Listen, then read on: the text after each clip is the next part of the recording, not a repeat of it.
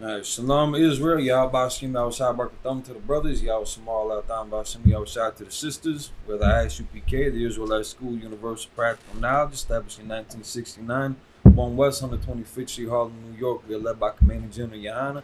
We ain't affiliated with any other organization. Israel, pay your tithes. So we come to you live at Isupk Milwaukee, Wednesday scripture breakdown class. A lot of things going on in the world. A lot of people don't know what direction they're going. That's what these scriptures are here for us for. To give us a direction, to give us a moral compass and guidance.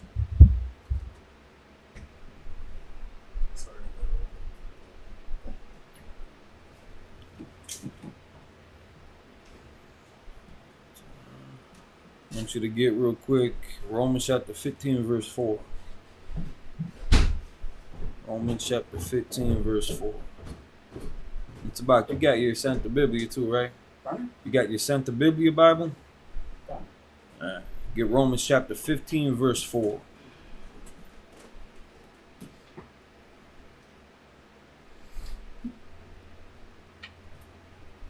I'm going to talk about how outdated the records of the Bible are, the ideology, the doctrine of the Israelites is. And this can apply to everything that we're doing today. All the good and all the bad. You can see it all played out right here. You got a problem, there's a solution. You have Romans 16, what? Romans 15 and 4. Romans chapter 15, verse 4. Okay. You got it in English? For whatsoever things were written aforetime were written for our learning. So whatever things were written aforetime, we're in the New Testament right now, where this, the so-called New Testament, where Paul is writing this. I was writing this to Romans, to brothers that are in Rome. So when he's referring whatsoever things were written aforetime, that was written in the past. That was written in what they call the Old Testament or the Apocrypha. These are the records that they were teaching out of. These are the records that Yahushua was teaching out of. So what was written aforetime was written for our learning. It was important to chronologize the events that took place, and again, the good and the bad. That's one of the beautiful things about the Bible. It don't shy away from the truth. Any victories that we had, Most High in Christ. Any punishments that we had justifiably deserved under the Most High, it's that's also recorded. And it's written for our learning so that we learn the punishments of what's gonna happen when you steal, what's gonna happen when you disobey orders, what's gonna happen if you keep the laws, if you obey the orders, the benefits to listening and paying attention and walking with the instructions that the Most High given us. Keep going. That we through our patience and comfort of the scriptures might have hope. Because even it's ugly in Milwaukee, man. You know what I'm saying? It's ugly in Chicago, it's ugly in Texas, it's ugly in the UK, it's ugly for them brothers in Canada. It's ugly in Puerto Rico. It's ugly in South America. But this is designed to also still give us hope. Because of the prophecies that are in the Bible. Not just the destruction of our enemies, but the reconstitution of the Most High's kingdom. It's going to be ran by Yahushua and essentially governed on earth by Israelites. So how we get restored. As bad as the ghetto is right now, as bad as the reservation is, there's hope for us yet. It's not over. We're still alive. The sun and the moon and the stars, it's all out there. It's all out there. So not one jot, not one tittle has been removed. Yahushua did not come to destroy the prophets. He came to fulfill it. And the prophecies. So as bad as it gets, this is where you lean on brotherhood. That's why we got all these stories about brotherhood and all these accounts of brotherhood. And again, the effects of when we don't share that, show that to each other. It's, you might be an introvert. I'm more of an introvert myself too. But we owe it to our culture. We owe it to the brothers that came before us that sacrificed their lives, their jobs, their families to keep this truth open for us. To exercise that. So I mean, listen, you ain't got to be the most talkative person at the barbecue. Brother salute you, salute them back. Engage in the festivities. We got the feast of the memorial of the blowing of trumpets starting at tomorrow sundown. Buy a dish. Eat the food. Don't sit there and like all the sisters that are gonna be slaving cooking this food. Don't sit there and order a pizza. Jump into the dish. Thank the sisters for the participation. Kick it with the brothers. Come to the class. And then go to your dungeon, wherever the hell else you want to, dip into the dark. Fine. But brotherhood is what keeps this machine working. It's what keeps this blood pumping. We couldn't, the events that we got, if you've seen the videos that they've been putting out there from, I believe, in Atlanta, the food drive that they were doing, the food giveaway.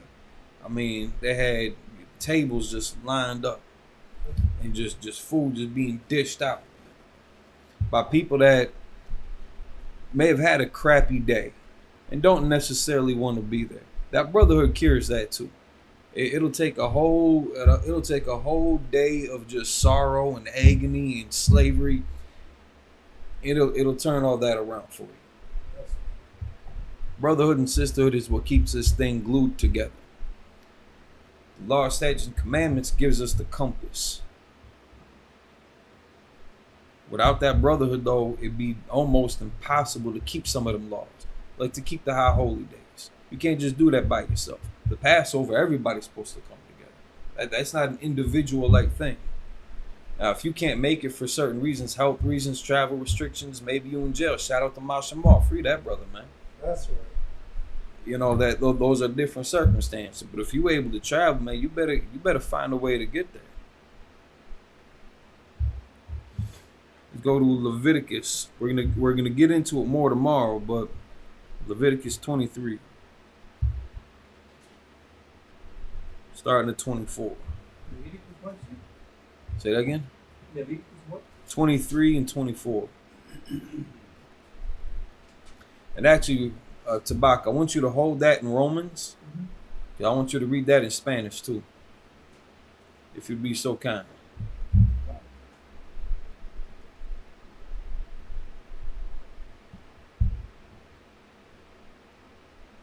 What was Romans what? Romans chapter 15 and 4. Romans 15 verse 4. So now we're going to Leviticus, what you say? Read in Spanish. Oh, read in Spanish. Yeah. Nice and loud about what you say. Okay. 4. Porque las cosas que se escribieron antes para nuestra enseñanza se escribieron a fin de que por la paciencia y la consolación de las escrituras tengamos esperanza. Sí. I don't speak Spanish, but you're damn right. You're damn right. And again, that's the brotherhood that we need right here, so that we can reach the other people on the south side that don't really speak English. Coming fresh off the boat or off the train or out of a crate, however the hell they got here. Going through hell where they at already, man. We don't need to be making their life any worse. They trying to escape poverty and crime. They come to Milwaukee and shit. What are they back into? Poverty and crime. I can say it's any better or worse. I ain't never been down there like that. But word on the street is, they just walking around with guns, just broad daylight, just shooting and selling their drugs, and everybody getting murdered. Everything, every kind of drug is getting pushed. Every kind of body is getting sold and trafficked. Everything getting murdered. Cops are getting shot up. The military, banging out with the cartels and whatnot. At least up here, there's some level of order and discretion. But I mean, you start looking at like California and Sacramento and Portland. I mean, it's turning into a war zone out there too. You just going into the stores, robbing the blind, walking right out. Now they passing laws in California. You can't, as an employee, even a security guard, you can't stop that person from stealing. They just able to grab it and walk out. And I don't know what their grand scheme for this in the end is. Martial law. If that's what they're gonna eventually try to push this into, just let them keep on building up crime until the military got to step in. But that's why we need decency and order. That's why we need these laws, statutes, commandments to keep us separated from the animals. And as you can see, when we don't exercise brotherhood, even on just a civilian level, the chaos and the mayhem that we invite into our neighborhoods. Little kids getting shot left and right, man. And again, this is just Milwaukee. Them kid boys still going crazy, stealing everything under the sun, getting into reckless car chases, smashing head on into a tree, swiping the side of a school bus with somebody else hanging out of it. It's nonsensical. All that is designed to get you killed. These laws is designed for life, to keep you safe, to keep you grounded, so you're not out there committing crimes that can get your head shot off, that get you your skull smashed in with a baseball bat. Somebody committing vehicular unaliving. It's meant to keep you safe, and it's meant to keep civility among us. Again, we ain't got to be best friends. You might not click up with a certain person in your city. That's fine. But again, when they in need, you better show up for them. When they salute you better salute them back. When we come to a high holy day, holy convocation, man, you better gather together. O nation not desired. And we got to stop treating each other like we the problem to each other. Like just cause they selling drugs out there and getting into gang fights and shootouts, that brother ain't my problem. That's our problem as a nation. That's our solution. To get them warriors off the streets, to get drug dealers off the block, to get kids off of drugs. That's our solution. But you wouldn't know that without these laws, statutes, and commandments. You wouldn't know that if this wasn't written aforetime for our learning. You wouldn't know that. You just think that that's normal nowadays, and that's okay to do, and that it's none of my business. It's none of my business. I'm not going to get involved. It don't concern me. They're doing it right in public. Innocent kids get shot too. Innocent grandmas get robbed too. It becomes our business. And if you ain't got a concern, a level of compassion for your people, you're just gonna turn a blind eye to it. That's why we talk about this in every class, every Saturday when we go to camp. And we show the differences in between how the world is working and what Israel is expected to do. So like again, we got the Feast of the Trumpets coming up, the Feast of the Memorial of the Blowing of the Trumpets. Feast of Trumpets for short, I guess. But ain't no Halloween in the Bible. Ain't no Thanksgiving in the Bible. Christmas, New Year's, birthdays. Everything that they got you celebrating today and wasting your time and your money and your energy to build up another kingdom, essentially takes it away from our own. But how many problems spring up on those days? How many families get broken up? How many fathers either go to jail, get kicked out the house? How many shootings? How many people get robbed? We ain't robbing each other across as far as I've ever heard of.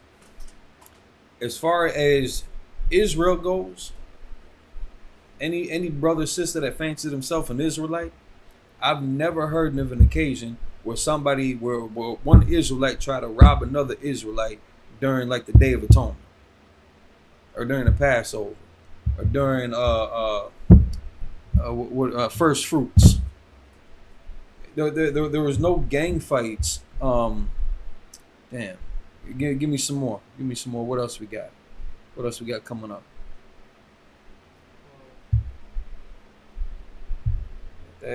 Even at the cookouts, man. It ain't no fights happening at the cookouts. Yeah, Hanukkah. Yeah, we ain't gangbanging with each other on Hanukkah. Whether you wear a blue cop uniform with some fringes on it or some tassels versus you're color coordinated with turquoise. Like I've never heard about them clash in a fight during like our high holy days, during our events. But there's gonna be some gangbanging on Christmas. There's gonna be somebody getting robbed on Halloween, and that's America coming together. Some kid is gonna get poisoned with fentanyl because of that Halloween candy. It's going to happen. A female is gonna get raped because it's such a vast empire, and it's got all these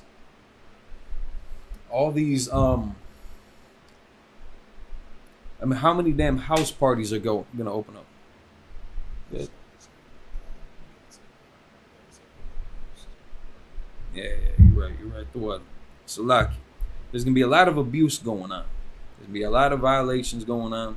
There'll be a lot of unaliving going on. And you got all these different house parties, mansion parties, club parties, where this is gonna be promoted at. At least in Israel, like even with the separate organizations, and again, we ain't affiliated with none of them. Even with the separate organizations, there's still that modicum of decency. And again, at our functions where we invite every Israel to come through for free, at our functions, none of that's gonna pop off. We got security measures in place for that. But again, that's also where brotherhood and sisterhood comes into play. That's where obedience to our culture comes into play. But you ask America if they're going to protect you. I mean, no. California can't protect you at all. Whereas in Chicago, they were having a broad daylight gang war. And the cops had no choice but to let it pop off. It's getting to that point where there's no law, there's no structure, there's no order, and everything's gonna be up for grabs. You got that in Leviticus? Leviticus 23, right? Yep, starting at 24. 24. And the Lord spake unto Moses, saying, 23 and 24. Spake unto the children of Israel, saying. Now speaking to the children of Israel, not to everybody. They're saying all-inclusive endeavor. This is just to the children of Israel. Keep going. In the 7th month, in the first day of the month, shall ye have a Sabbath, a memorial of blowing of trumpets, and holy convocation. So now, according to the lunar cycle, which is how you divvy up the months, it's not that September is the 7th month of the year, or October is the 7th month, or the 8th month.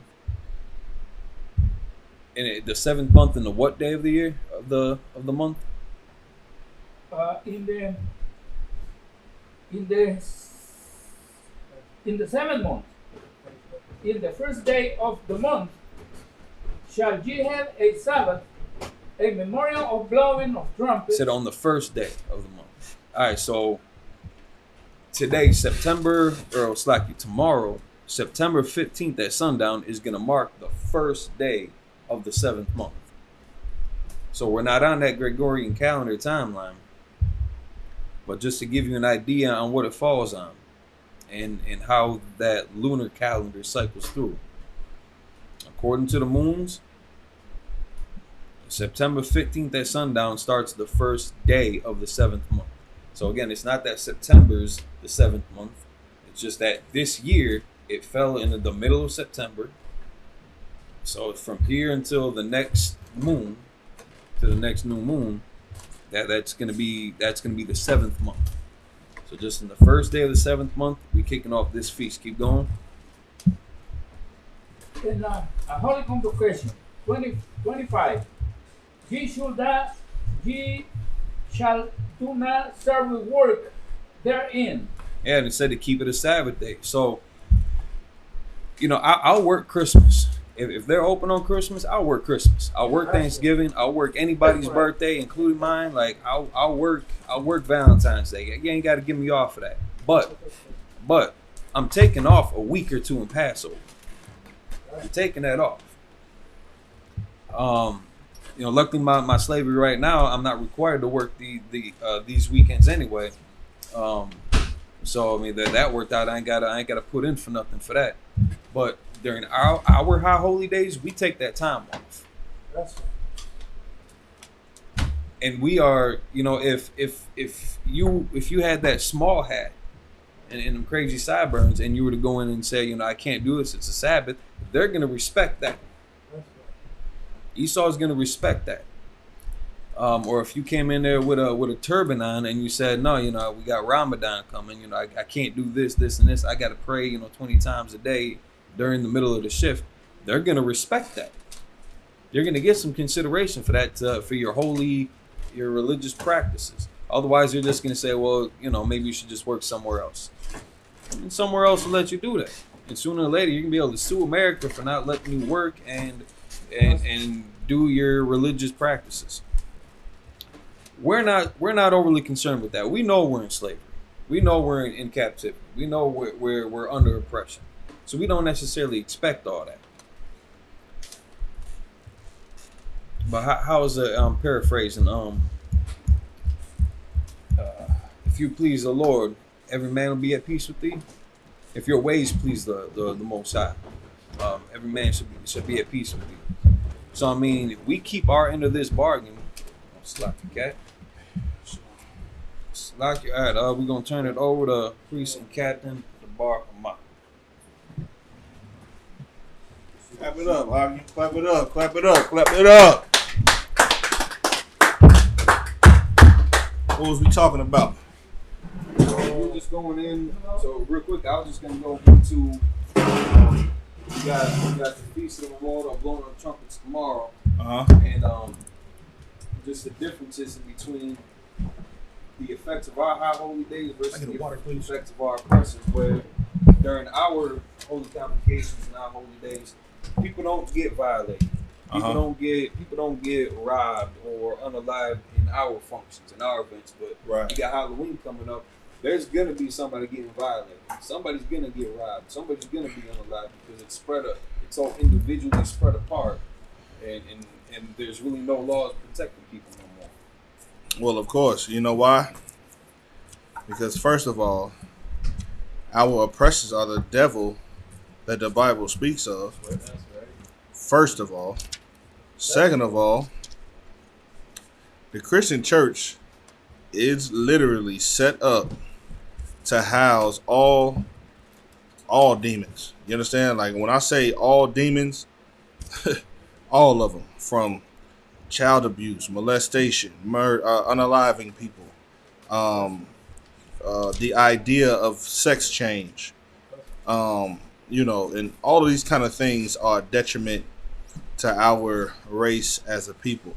I believe that, of course, this is what the Israelite School of Universal and Practical Knowledge teaches, is that the only way, to change that is to learn something different. And when you learn something different, you become a man who is born again, baptized in the word of the Lord, not the water, not the blood, like the Christians say, the blood, and all that. So, like, if somebody got another headpiece for Tobogganaz, anybody got another headpiece for Tobogganaz that's not class ready? All right. I'm sure it's about. So yeah. Where we at?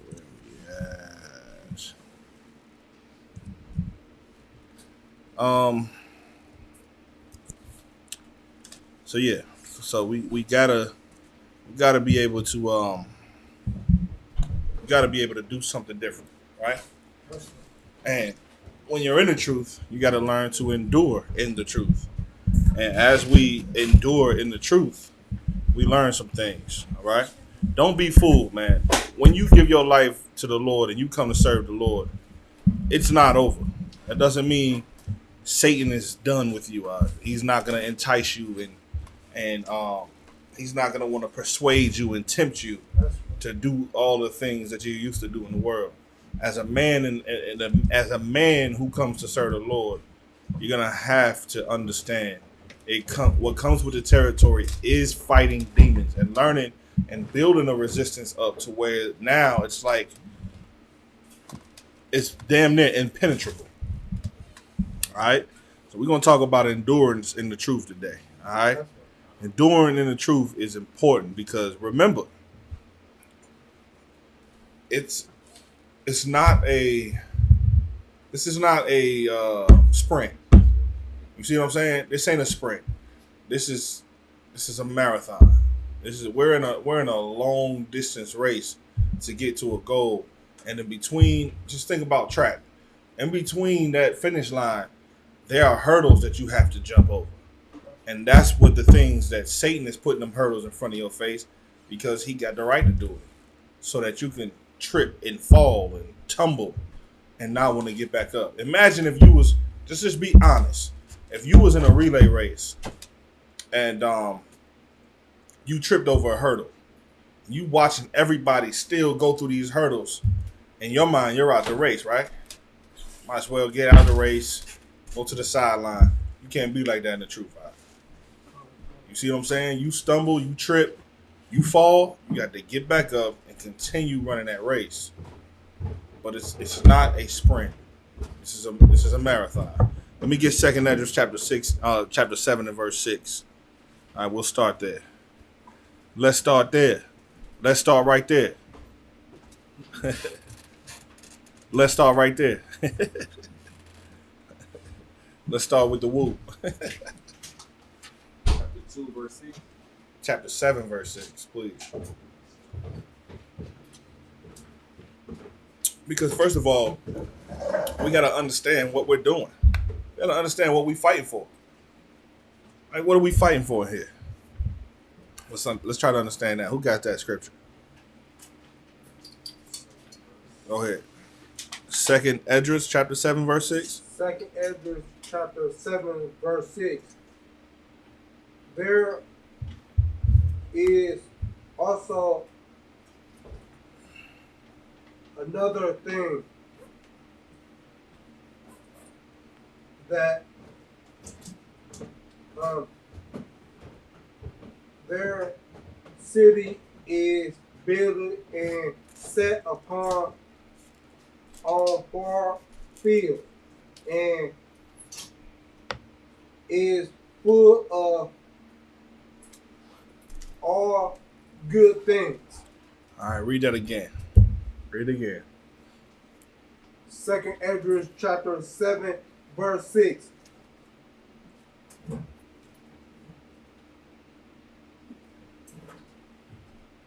There are also among things. There's also what? Also another thing. Go ahead.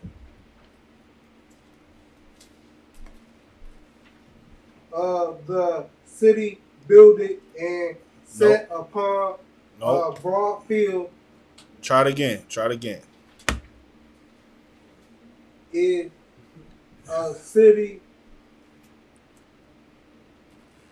is builded. Stop. A city is builded, right? So there's another thing. A city is builded. What does that mean? Go ahead. You build a city. What does that mean for what we're doing in the truth? Yeah.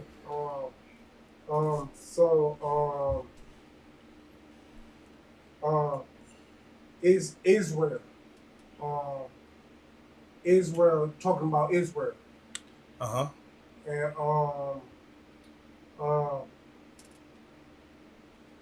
you go through trials and tribulations. It takes a lot to build a city, all right? It's going to take people to have their mind on the same goal, right? To build a city. A city is builded, meaning there's hard work that comes into building this city. This is a metaphor for the kingdom of heaven. The kingdom of heaven is something that we build. We got to build the kingdom of heaven. That's the very foundations that we're laying down with the Israelite School UPK. You might not be able to see it, but let's be honest here. Let's start there. Not the thing is this: all of the work that was built in 1969 by Abba Bivens, who been painstakingly building the foundations of the Israelite School UPK from the 40s and the 50s all the way up into 69. That's right. He built something that will never go anywhere. The reason, listen, I'm telling you how important this is. If it wasn't for the Lord putting that spirit on Abba Bivens, him creating the school that is known now as the Israelite School of Universal and Practical Knowledge, the earth would not know that blacks, Hispanics, and Native Indians are the ethnic descendants of the Jews and the Israelites. They would not know, because our oppressor was going to he was going to suppress this knowledge on every chance that he got. He hid the books in the universities. How hard is it to go to a university without a scholarship for a basketball scholarship or a football scholarship or something athletic? How hard is it? It costs you $200,000 to even go to school, $100,000 to even go to a good school, a good Ivy League school. And you got to sell your soul to even get there. So by the time you get there, you're not thinking about looking and researching on who you really are. Go ahead. And they say if you want to hire someone from so-called black, so-called native, so-called Hispanic, put it in the book. They ain't gonna read it. Exactly. Why? Because we got TV, we got phones, we got you got vacations, you got clubs. What else? You got drugs, and you got concerts, and music. It's all put in your face to distract you from exactly what you should be looking towards, which is who you are, why you're in the state that you're in today, and how do you get out of it. That's right. That's the name of life, ain't it? That's right. I mean, for us it is, because as a race of people, we have no clue who we are. So we got to build. So in the Israelite School UPK, you would not know, the earth wouldn't know anything about an Israelite being. Didn't the Lord say that he would put his spirit on his people again in the last days? Well, that happened because what we builded in the Israelite School UPK. And I know we have enemies that are in Israel who know that they're Israelites, who do not adhere to the Israelite School UPK in your mind, right? But they are Israelite groups, right? Why do you have other Israelite groups? Tell me why. It's because of what we built. It's because of what we're laying down. They wouldn't have a clue who they are if it wasn't for us. The Spirit of the Most High working with us so we can build this thing. So a city is builded. The kingdom of heaven starts in the UPK. Everything that anybody hates about the ISUPK, what they're really saying is they're going to hate the kingdom of heaven. They're going to hate it. Because how we are in the UPK is the beginning of what the kingdom of heaven looks like. Period. So a city is builded. Go ahead. And set upon a broad field. And what? And set upon a broad field. Meaning the kingdom of heaven is builded. And there's a lot of land. There's a really broad land that we're going to set this on. Namely, you know what I'm saying, in Israel. But the idea of this is to let you know that this kingdom that's being built has the capability of becoming something much bigger than you think, right? It's set in a broad field. And in that broad field signifies what we own again. Read. And is full of all good things. That's what's one of the good things that we could be talking about? How about justice? This city is built on justice. This city is built on order, discipline, peace, decency. Those are the good things we're talking about. The laws, statutes, and commandments. It's full of all good things.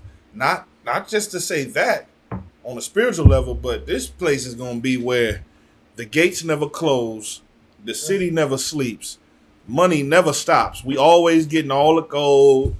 Just imagine you marching 1,000 Hamites into there that got big backpacks of nothing but gold and diamonds and rubies and obsidian on their back, coming into the gates of Jerusalem, into this city that we built.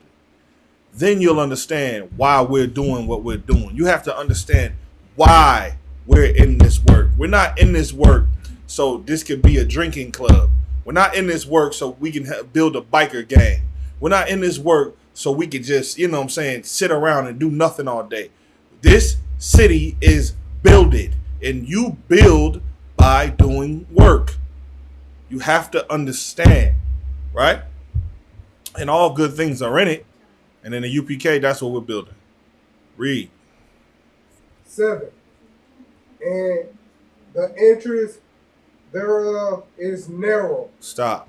There's a small way into this city. Why do you think, like, people think that we care, that they think that we don't have numbers that can rival the IUIC. People think that we care about that. When in reality, we actually probably have more people in here than they have in IUIC.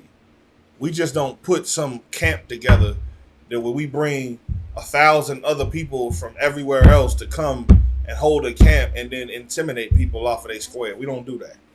We rather go to camp with few men. You see what I'm saying? To show that the Lord is with us and the angels are with us. That's the whole point. But being young in the truth, you would think that because we don't have a camp of 30 men standing up with you, that the Lord is not with you. No, it's not how it goes, right? If I had 30 men here in Milwaukee, I would not have them at the same camp. That's stupid. Why would I do that when I can have 3 camps of 10 men spread around the entire city? So it's not about the numbers. It's about who the Lord is with. So remember, there's a narrow entrance to this city. There's a narrow entrance into the kingdom of heaven. And the only way you're going to get to the kingdom of heaven is through a narrow entrance called the Israelite School of UPK. That's it. There's no other way. Even though people think there is, it's just not. It's the only way it's going to happen. Go ahead. And is set in a dangerous place to fall. Meaning to fall. Meaning this place right here is going to be set somewhere where you either come here or you fall into a dangerous place. Read. Like as if there were a fire on the right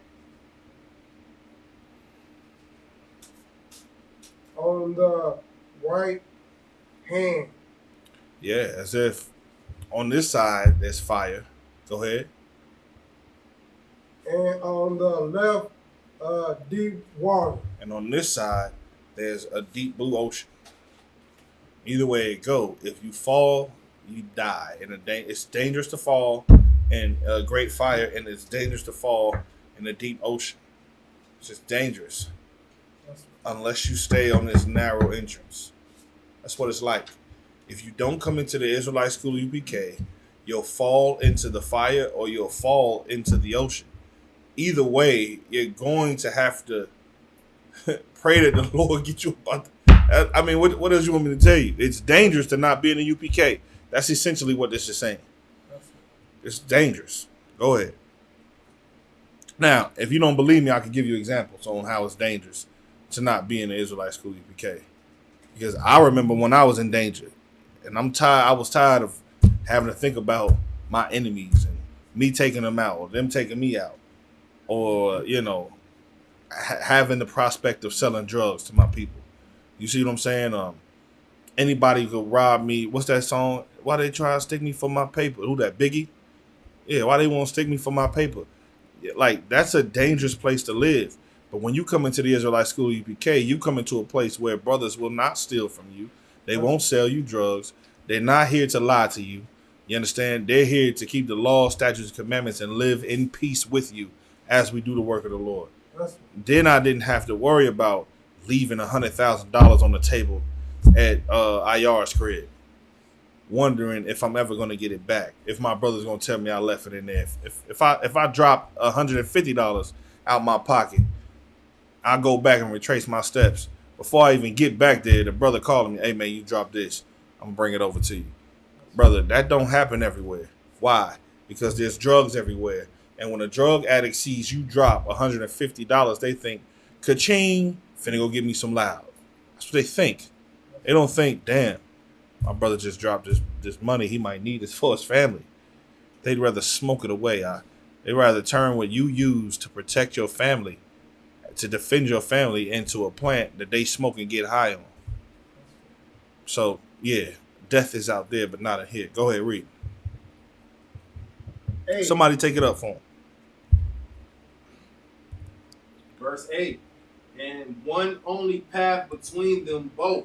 I wasn't lying when I said there's only one way into the kingdom of heaven. That's the UPK. Go ahead. Even between the fire and the water. Even between what? The fire and the water. Go ahead. So small that there could but one man go there at once. That's the whole point.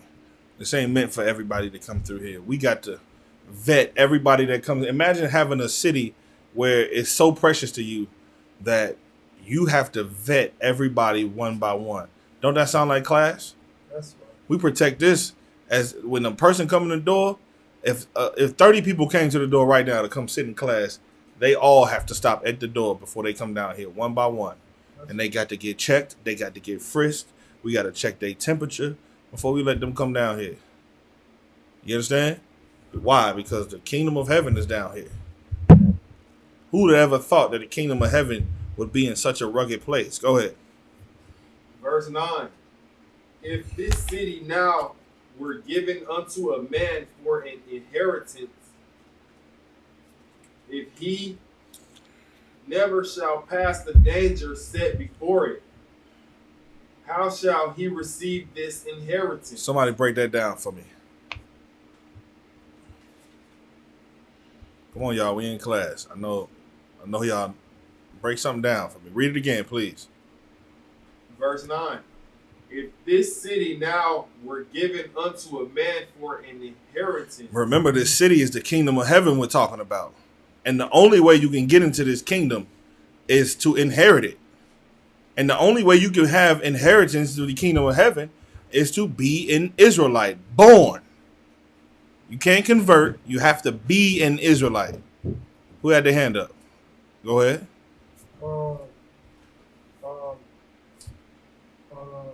Keep reading. Is drugs and women and stuff like that on the left and right side, and all he got to do is walk to the middle and to the middle of inheritance. And inheritance is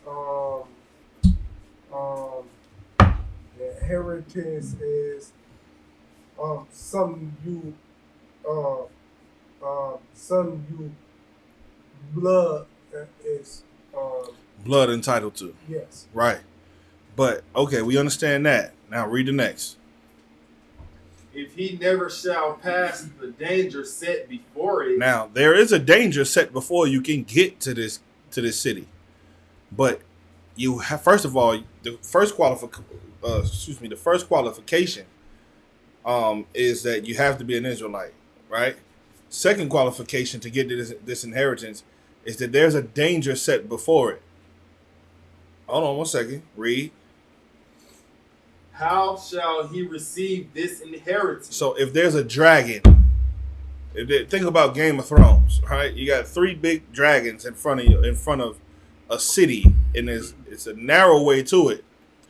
The only way you can get to this inheritance is to go through these 3 dragons. How you gonna do it? That's what this is asking, right? It's not going to be easy to get past the danger that you have to pass to receive this city that only an Israelite can have. So read on. Verse 10. And I said, it is so, Lord. Then said he unto me, even so also is Israel's portion. And this is what he's saying. He said, I said to this angel, I understand what you're talking about. You know what I'm saying? It is so. The man got to pass it. The angel says, yeah, what I'm talking to you about is Israel's portion. And Israel's portion is rulership over the entire earth, which is the kingdom of heaven. But let's start there. Let's start there. Where? In the Israelite school or UPK. Let's start here with the whoops. You got the whoop. It's the whoop. No, let me stop. That's my man. That's my man, comedian, man. He funny. All right, go ahead. Read verse 11, please. Verse 11. Because for the sakes I made the world. What is that? What is that? What is that? Because of what? Please. Verse 11. Because for their sakes I made the world. There you go. That's self-apparent. That's obvious. Because of Israelites, that's why the Lord created society to be ruled over. With Adam. That world that Adam ruled over, he ruled over society, dominion. That was the whole point. Why? He was different from all the other men. That's why he created everything in society that Adam can rule over. But, read. And when Adam transgressed my statutes. What happened? Adam transgressed my statutes. That's all it's about. He gave us this, man. Like he gave this to the descendants of Adam, the descendants of Abraham, Isaac, and Jacob. How do I know? Because even though it's talking about Adam, at first it said up top, even also is this Israel's portion. So what Adam had, it belongs to Israel now. But because of transgression of Adam, read. Then was decreed that now is done. That's the point. What does that mean? Now you know how to not fall into Adam's transgression by keeping the law, statutes, and commandments. And the reason why now that it's going to be so hard to get into the kingdom of heaven is because of Adam. Go ahead. What if your parents never formulate this book and you didn't know? What if? Can't say that now because everybody know what an Israelite is now, right? Everybody knows. This ain't like when we first came in the truth for Payala. This ain't like that. Brother, the work we've been doing now, we've been building the truth. And now, this is just common knowledge now. Hell, people in the UK know who Israelites are now. Hell, Africans is in my inbox saying, excuse me, brother. Excuse me, brother. I am Indibwe from the Gibwe tribe, and I realize I'm an Israelite. No, you're not. If I may, can I have a water, please? Thank you, sis. Oh, you're not. You're not an Israelite, okay? All right, you're a Hamite. All right, that's just who you are. But go ahead, read on. Verse 12. Then were the entrances of the world made narrow. Of this world made narrow. You got to read what you see. Then were the entrances of this world made narrow, full of sorrow and travail. Full of what? Sorrow and travail. Listen, if you ain't going through some sorrow and some travail, you're not in the truth. You're not there. You're not at the entrance to the kingdom of heaven. You're not. If you're not going through some sorrow and some travail because of what you decided to dedicate your life to, knowing that it's the law, statutes, and commandments of the Lord in the Israelite school of UPK, and you want to go somewhere where it's fun and happy and dancing, and some bitch is singing on the mic, talking about something, in God, yeah, God Israel, and Ben Israel. If you want to go there, then there's a place where they do that at. But in the UPK, we're going to go to some travail and some, and some sorrow. Like, brother, you might lose your kids in here. You might lose them. Every wife that you get, she just might leave you. Although that's not what we want, but she just might. She might put you on child support. She might, you know what I'm saying, do all type of things to you. Hell, you might lose your house. You might lose your car. You understand? You might lose your comfortability. Doesn't matter. You still have to go through this. You're going to go through some sorrow and some trials. All right, go ahead. Full of sorrow and travail. They are but few and evil. They are what? They are but few and evil. Oh, yeah, you're going to think to yourself, how is God with me? Tabak, they're going to think to themselves, how is God with me? But all of this wicked stuff is happening to me. It's evil. I don't like that I lost my job. I thought God was with me, not against me. You see what I'm saying? I don't like that my wife left me. I thought he was with me, not against me. No, but it's going to come. It's going to come. But few. You know what that means? But few. What does that mean? Raise your hand if you know. It says, but they are but few. Who hand was up first? Yours? Go ahead, man. Not that many. Not that many? But few. Mm-mm. Not that many. They're going to come and not that many Mm-mm. Go ahead. Go ahead. Many people are rised up, but few will make it out because No, stop you there. It's talking about full of sorrows and travails. It says they are but few and evil. Go ahead. So like, the things that you go through is gonna be few at a time, but and the evil is gonna be few. It's not gonna be recurring. Think about how you be like, how can I put this? They are but few and evil. They are not few and evil. Or go ahead.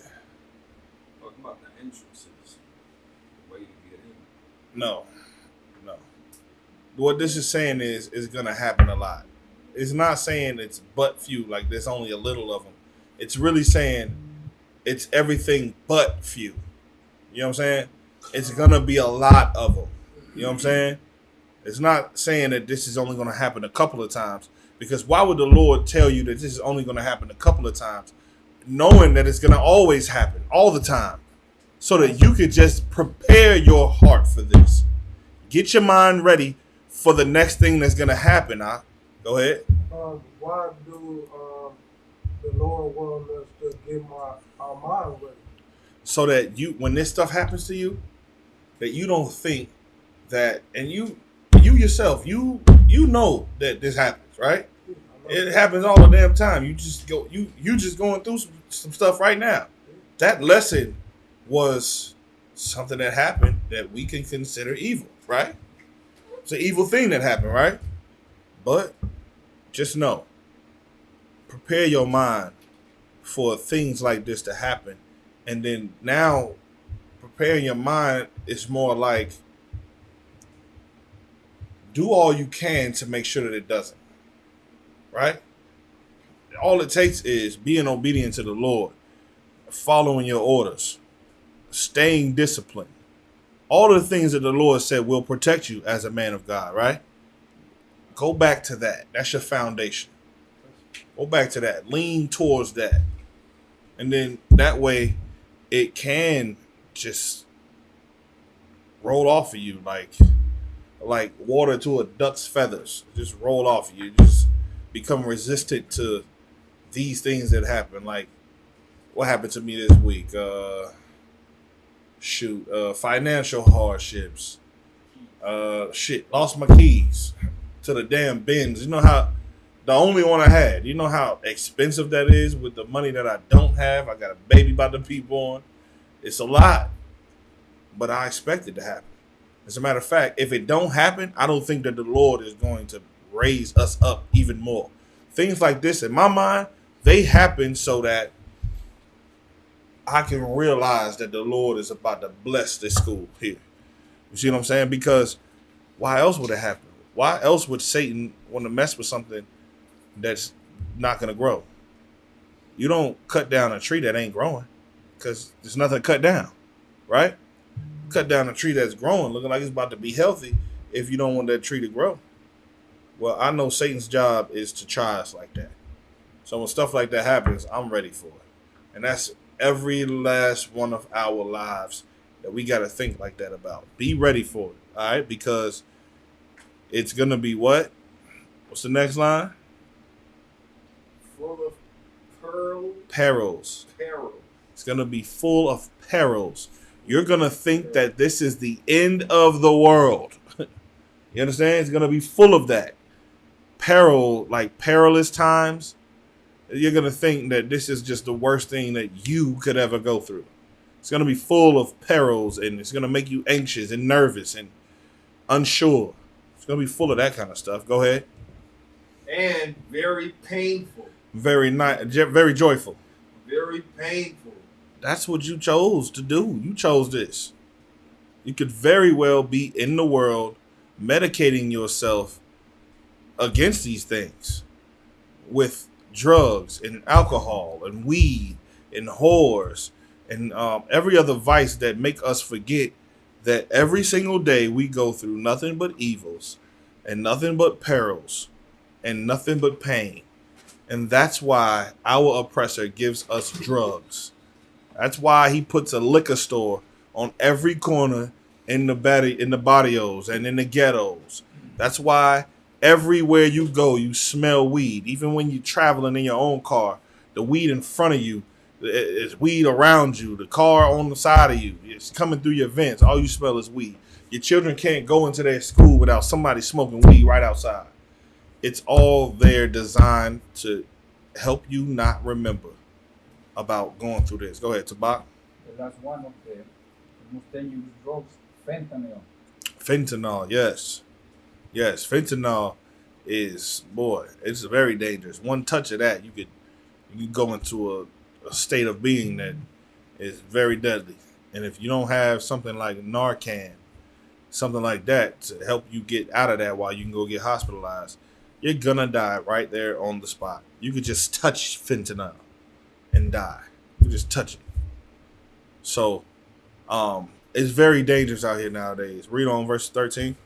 Verse 13. For the entrances of the elder world were wide and sure. Oh, yeah. The doors of the church are open. Sound familiar? Won't you come? For the doors of the church are open. Come down to the altar. I love to do this. I love to do my Christian. Won't you come? Pass that plate over there. Won't you come? That's all it is. The doors of the church are always going to be open.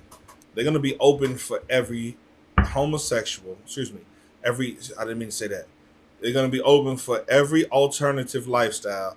They're going to be open to all wicked, evil imagination that you could think about. They're going to be there for the unalivers. They're going to be there for the pedophiles and the molesters and the rapers and every polite that you find out there. Every Malachi Z. York, every Eddie Long, every thief. You understand? Every scoundrel, every scammer, all whores, sluts galore, all in the church. Attention whores. They got the Come on, brother. It's there. And they don't care. Just come on in. That's not the kingdom of heaven. And the way to get to the kingdom of heaven is you got to go through a narrow gate that's going to scrutinize you for all the things you think you're about to take into this city. Just imagine a Kryptonian city. They're taking it back to some fantasy stuff, right? Everybody knows who Superman is, right? Superman is from a place called Kryptonia, right? Krypton, right? If he had a population on Earth of Kryptonians and they are vulnerable to kryptonite, right? Then they have to protect themselves from kryptonite, right? Sin is your kryptonite. Going against the laws is your kryptonite. And you can't let anybody in the city with kryptonite. They can't have a trace of kryptonite on it, or it could potentially fall the entire city. It's deemed as a threat, right? Remember COVID? When COVID came, you couldn't let nobody around you that had COVID, or else you could die, right? Tootie had to watch her daddy have COVID. You remember that I had COVID? It was bad, wasn't it? She slept next to me. It was me and my baby. She slept next to me. She was, "You gonna be all right, Dad?" I don't know. My chest is heavy. I pray I'm gonna be all right. You know what I mean? But as a Kryptonian, you can't let somebody smuggle kryptonite in. You can't let somebody wear kryptonite clothing in. You can't. Hell, kryptonite can even be in their mind. The idea of them coming in here thinking that, you know what I'm saying, kryptonite is on it, they can't even come in here. You got to keep that outside the gates. It's the same thing with this. Sin cannot live in this place. But in America, sin is welcome. Anybody can come into America. I'm not making this up. Anybody can come into America. Oh, excuse me. Except the actual people who are from America, like Tabakanas. You understand? He's an indigenous person and from America. Somebody like Ayar, he's the indigenous population in America. Well, America, the United States of America, makes it hard for them to be citizens in their own freaking land. But a Polish person want to come here? Open for them. So-called Arabs want to come here? Open for them. So-called Hamites, Africans want to come here? It's open for them. Russians, I mean, hell, even the Taliban can come here without scrutiny. But don't let the Mexicans want to come to America. Oh, no. Don't let that happen. Because America, half of America only just belongs to the Mexicans, right? But no, they're illegal here. Just like kryptonite is illegal in this Kryptonia topic that I'm talking about. In the same way, sin is illegal in Israel. Sin will not be allowed in the kingdom of heaven. It just won't. Read on. And brought immortal fruit. And brought what? Immortal fruit. Immortal fruit. All right. Read that again. For the entrances. For the entrances of the elder world were wide and sure, Mm-hmm. and brought immortal fruit. What's the immortal fruit, y'all? Go ahead.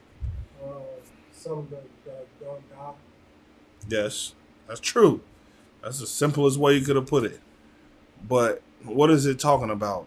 And brought immortal fruit. What is the fruit? Go ahead.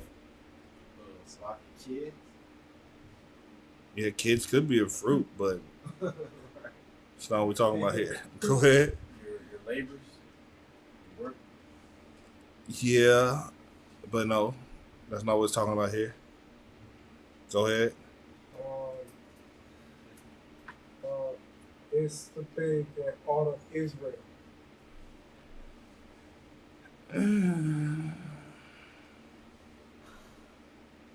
Yeah, but let's stay on topic. Okay, read that again, verse 13 again. For the entrances of the elder world were wide and sure, Uh-huh. and brought immortal fruit. Read on. Maybe you'll get it after this. Go ahead. Verse 14. If then they that live labor not to enter these straight and vain things. They can never receive those that are laid up for them. All right. So now does that kind of help you understand what it's talking about in verse 13?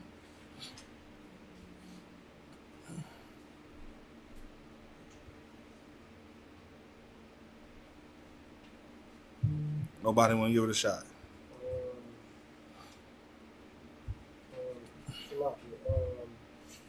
Mortar fruit, meaning you eat immortal fruit, but it's not talking about you eating it, but you eat the immortal fruit, so it's talking about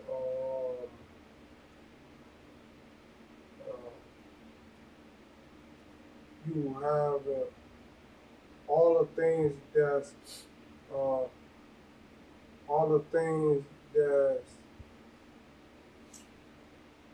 pure.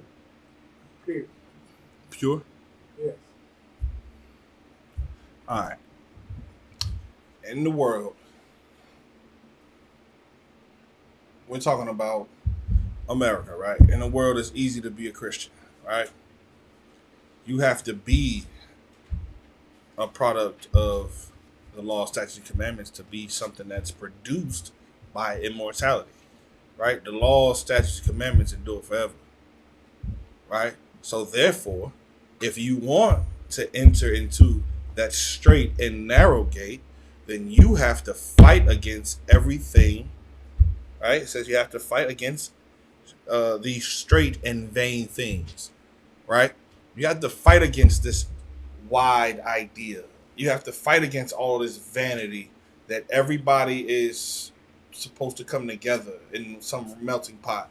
Or all the vanity in the world. It's my birthday. It's my birthday. That's all you turn on the damn your phone. You go to Facebook. It's everybody's stupid little birthday. What we doing for my birthday? It's vanity.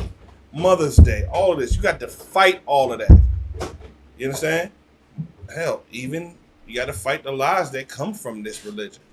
That interracial marriages is okay. That a man can only have one wife. That's a lie. You have to fight against, men being lust-filled bastards who just leave women who gave them their body. So what does that mean? Sex is marriage.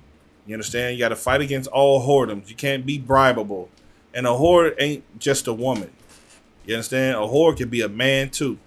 A man who's a whore is the type of dude that will take money to sell out for something. You understand? You know what's going on, IR, in the rap industry every day, right? People know Jay-Z so-called sold his soul, right? What do they even mean? He'll push American ideas in an art form that you can relate to with a struggle that you can relate to and then make you want to do it, which makes him rich and makes them richer. Does that make sense? I just broke down the rap game for you. That's what they do. They find a sellout that'll rap about the things that entice you, knowing that it's pushing all of Christianity's ideas and all of that free spirit, do without will and all that, you know, what I'm talking about. So they'll do that and then they'll pay that sellout. Like Martin Luther King. He was the ultimate one. Before him, wasn't nobody here, IR. I have a dream. This is his rap song, right? His rap song went super duper ruby.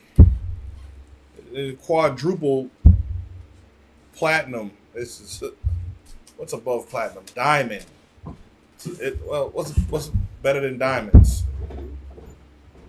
We ain't gonna say rubies because we use that analogy for our sisters. It went quadruple emerald. I don't know. Well, I have a dream that one day this nation will rise up and what do you say? Little black boys and little white girls will hold hands, right? Let me know if I'm butchering this. And I don't even know the whole thing. Can somebody pull up Martin Luther King's Dream? Can somebody pull up the lyrics to his rap song, please? Anybody? Can somebody get on their smartphone and find Martin Luther King's speech, please?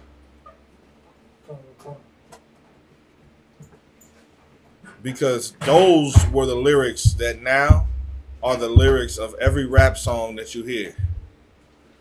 You understand? Find that for me, please, please, please, quickly, quickly.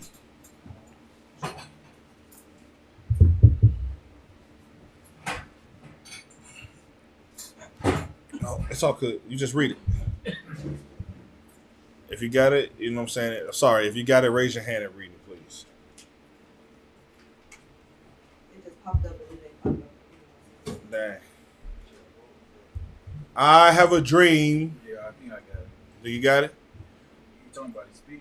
Yes. Go ahead. All right, what do y'all say then? You got it? Read it. Come on. He said, I have a dream that one day every valley shall be exalted, every hill and mountain shall be made low, the rough places will be made plain. Stop. What is he talking about there? Let me show you how confused he is, right? Say it again.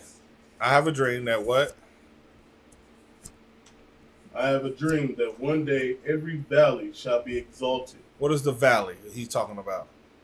All poor people shall be exalted, right? Go ahead. All oppressed people, all poor people. You niggas who pick cotton. Go ahead. Every hill and mountain shall be made low. Talking about all of the industries, the rich, the Bilderbergs, all these people, the Rockefellers that rule over you. The government, the American government, all of that. Go ahead. The rough places will be made plain. And he wants the rough places to be made plain, like that broad field we was talking about, right? They don't want the rough places no more. He wants that to become a nice place to be. Go ahead. Talking about your ghettos. Go ahead. They cut off. That's it?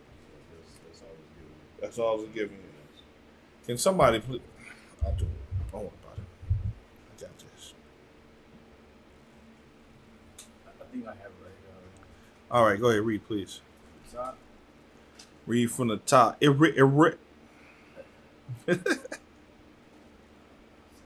have a dream that one day every valley should be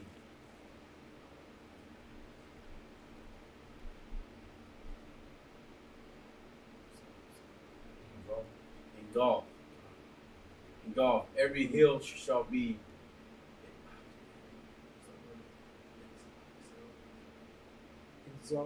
exalted. And every mountain shall be made low. The rough places will be made plains, and the crooked places will be made straight. And the glory of the Lord shall be revealed, and all flesh shall see together. This is our hope. I got it. He said, this is the greatest rap song ever written. He said, I have a dream that one day the red hills of Georgia, sons of former slaves and the sons of former slave owners will be able to sit down together at the table of brotherhood.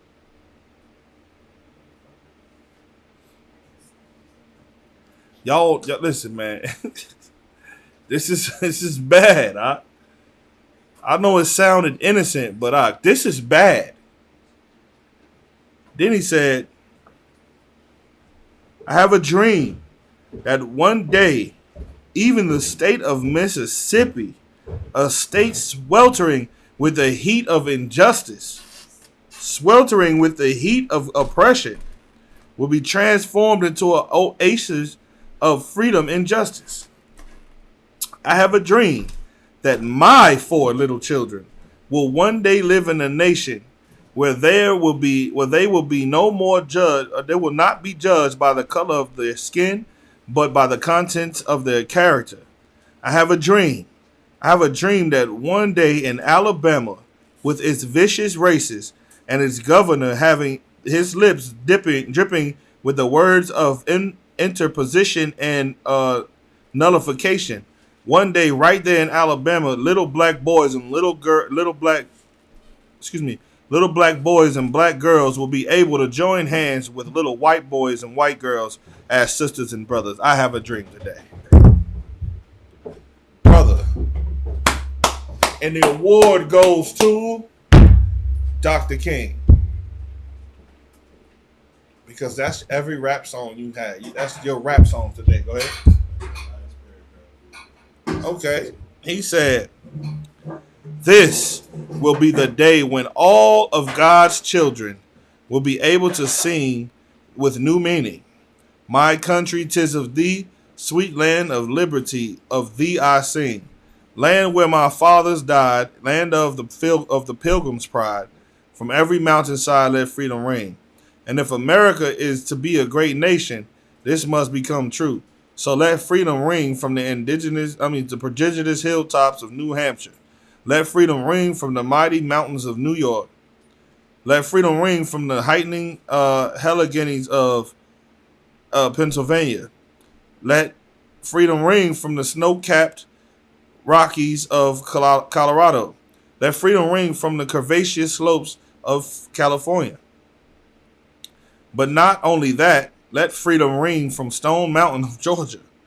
Let freedom ring from Lookout Mountain of Tennessee.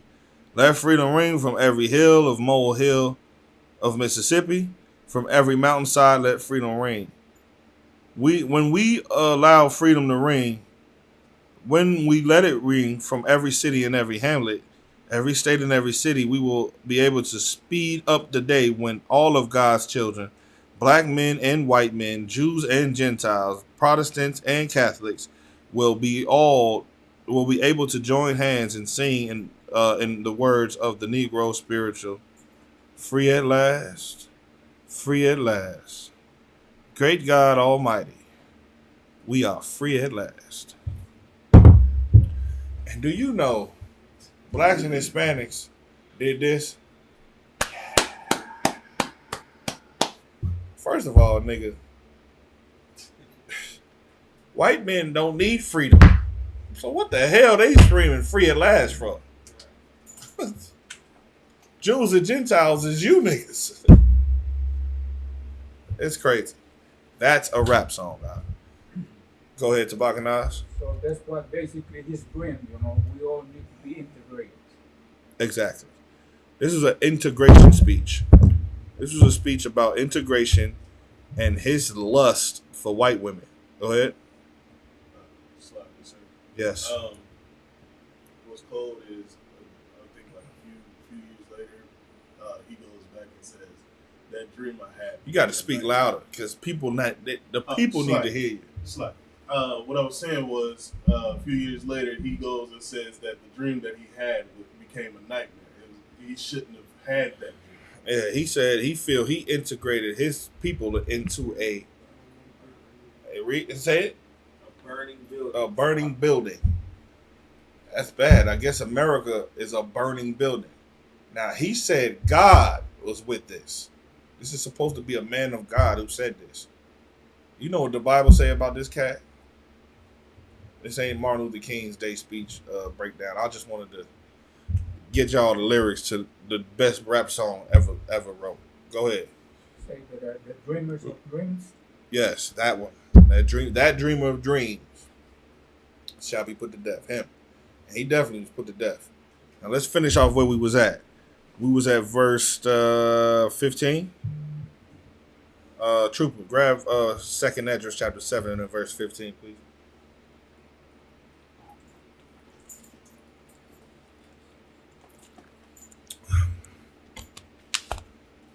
Somebody else get it until you're ready.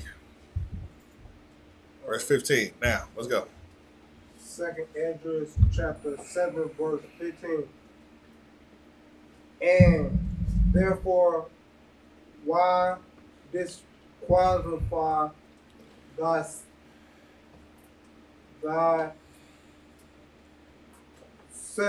It says, now therefore, why disquietest thou thyself? Disquietest thou thyself, seeing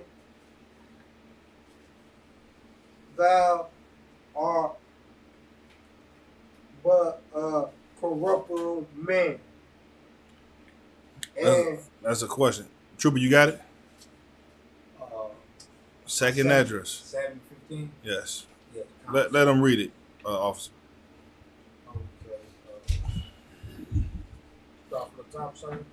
15, yes. Now, therefore, why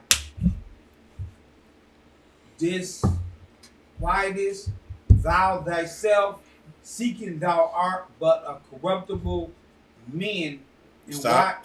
Remember about the punctualities, Oh, yeah. right? Punctuations. So you got to read it like you see it. Let me give you an example.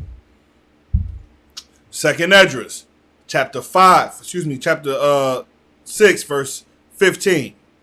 Now, therefore, why disquietest thou thyself, seeing thou art but a corruptible man?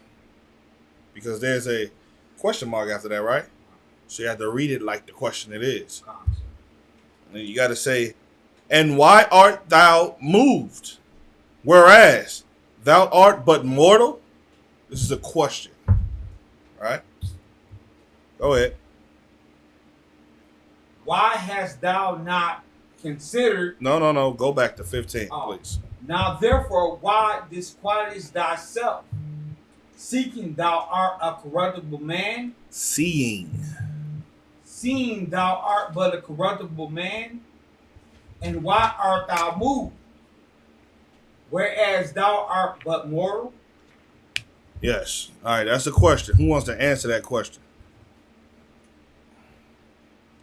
Let's see which one of y'all are masterful in how to answer that question.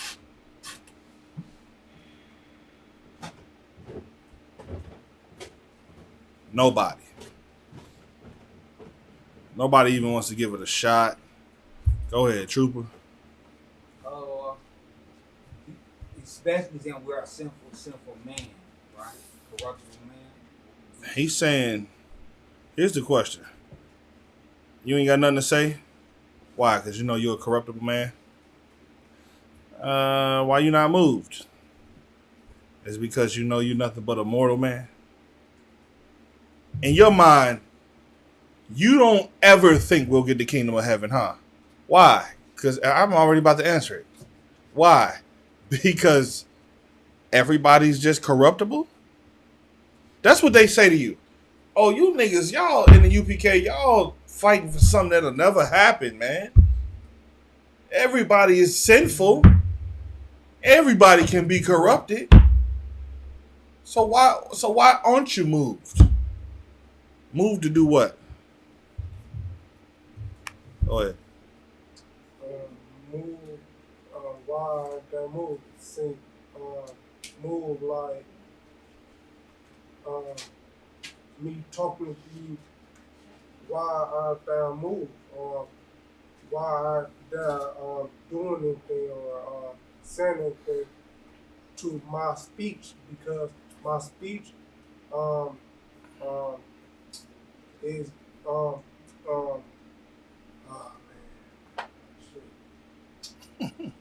It's all right. Slow down. Slow down. Let them try it again. Go ahead.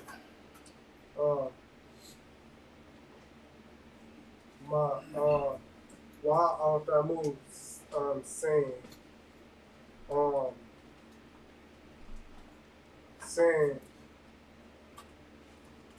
what I'm talking is history. Why aren't I moved? And he myself be like,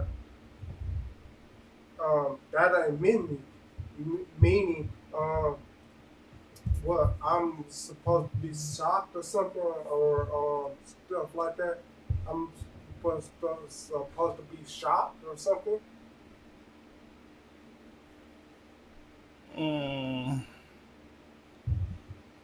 Okay.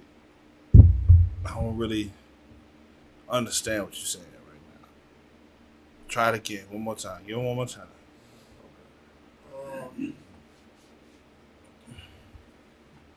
Read it again for him. 2nd Esdras, chapter 7, verse 15. Now therefore, why disquietest thou thyself, seeing thou art but a corruptible man? And why art thou moved, whereas thou art but mortal? Mortal. Mortal. Go ahead. He's saying, but thou art mortal, stuff like that, but thou art not, because you could ask God for anything. No. Go ahead. But why try to be good? We all sin. We all sinners. Why try to be good and serve no purpose? Might as well just die in your sin. No. Down. It's saying that like we're all taught no action. Like we're saying when we get the brothers together, we say we're following the Lord, we're saying the all try to come together. But why aren't we not? She's saying, or we're saying, well, why aren't you guys doing it? Why isn't it happening? Kinda. Aman? And I asked like, what you just want to give up? It's rough, it's hard. That's what it's talking about. That's what it's talking about. Say it again louder, please, so everybody get you. Like you kind of asked him, like, are you just gonna give up because, like, if you go to 14, if they that live labor not to enter these straight and vain things, they can never receive those that are laid up for them. It's now 15. Now therefore, why disquietest thou thyself, seeing thou art but a corruptible man? Like, again, times are tough. And, like, you don't give up. Everybody falls short of the glory, brother. Everybody is corruptible, right? You're nothing. You're just only a man. This is your nature. This is what they was trying to say with Captain Tazaryak when they were saying that he was a sinful man. He telling them I beat sin. They telling them, nah, man, that's against the Bible and blah blah blah. That's what they believe. So they don't even see that the ISUPK is the kingdom of heaven because they have no clue that this could even happen. When they see you, they don't see a man who fought against vanity, who fought against all the things that are in that wide gate. They don't see that. In their mind, they are weak to it because all men sin, brother. Every man is corruptible. We all just men. We're not God. Only God is perfect. That's what they think. Only Jesus was perfect. Well, Jesus ain't God. So I guess men can be perfect. And what Captain Zaryak was telling them was what? Well, Christ himself said, be ye therefore perfect as our Father in heaven is perfect. He told the woman who was caught in adultery, go and sin no more.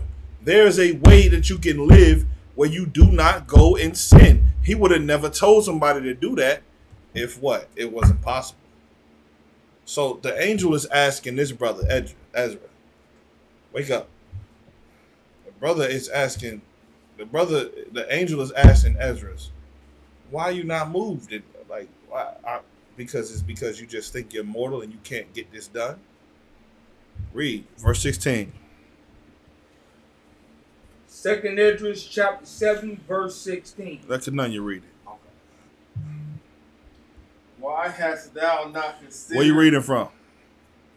2nd Esdras chapter 7, verse 16. Go ahead.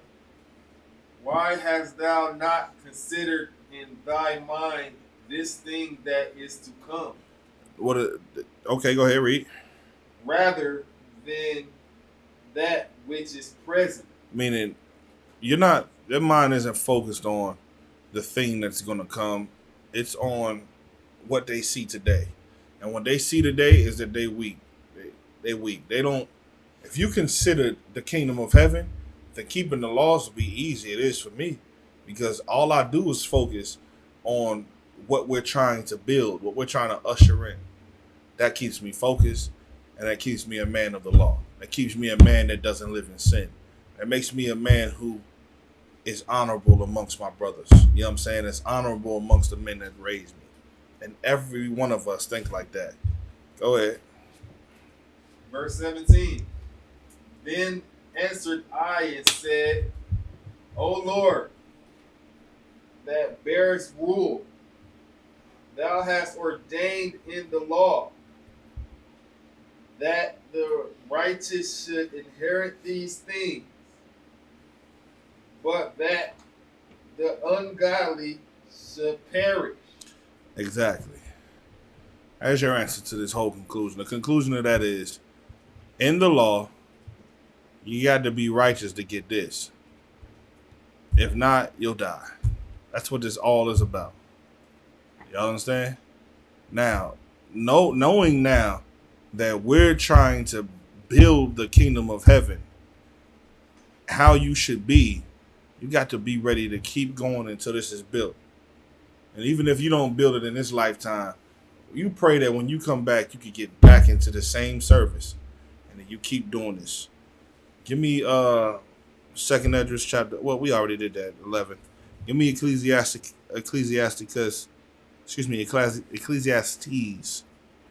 chapter 12 and 13. And then somebody give me Mark 16, and give me Proverbs 3 and 11. Give me Hebrews 12 and 4. We get James 1 and 13, and Galatians 5 and 17. All right, that's Mark 4 and 16. That's Proverbs 3 and 11. That's Hebrews 12 and 4. That's James 1 and 3.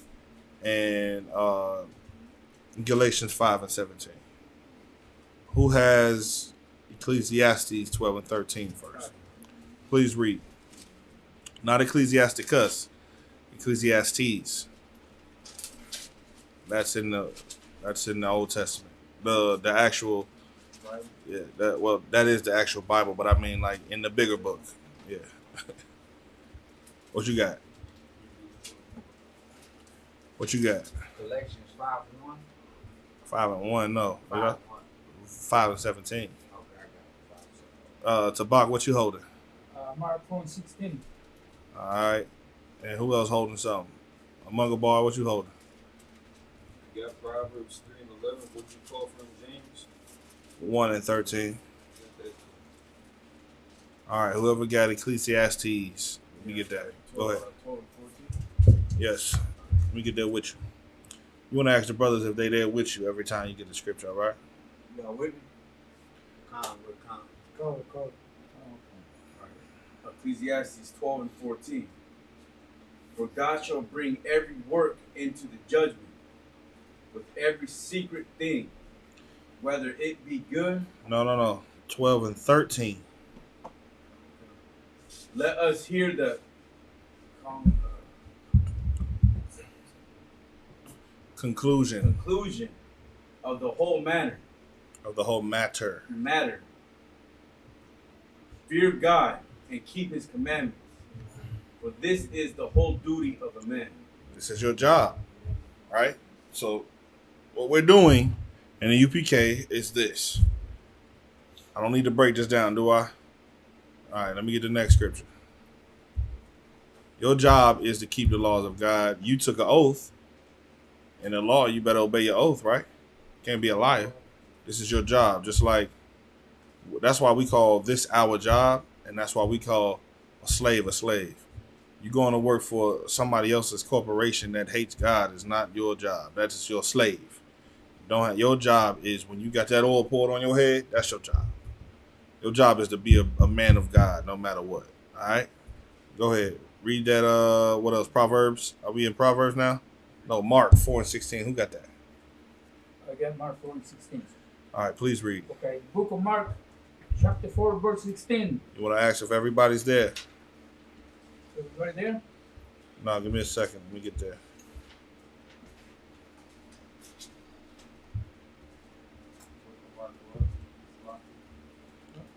Mark 4:16. God, I'm there. All right, I'm there with you.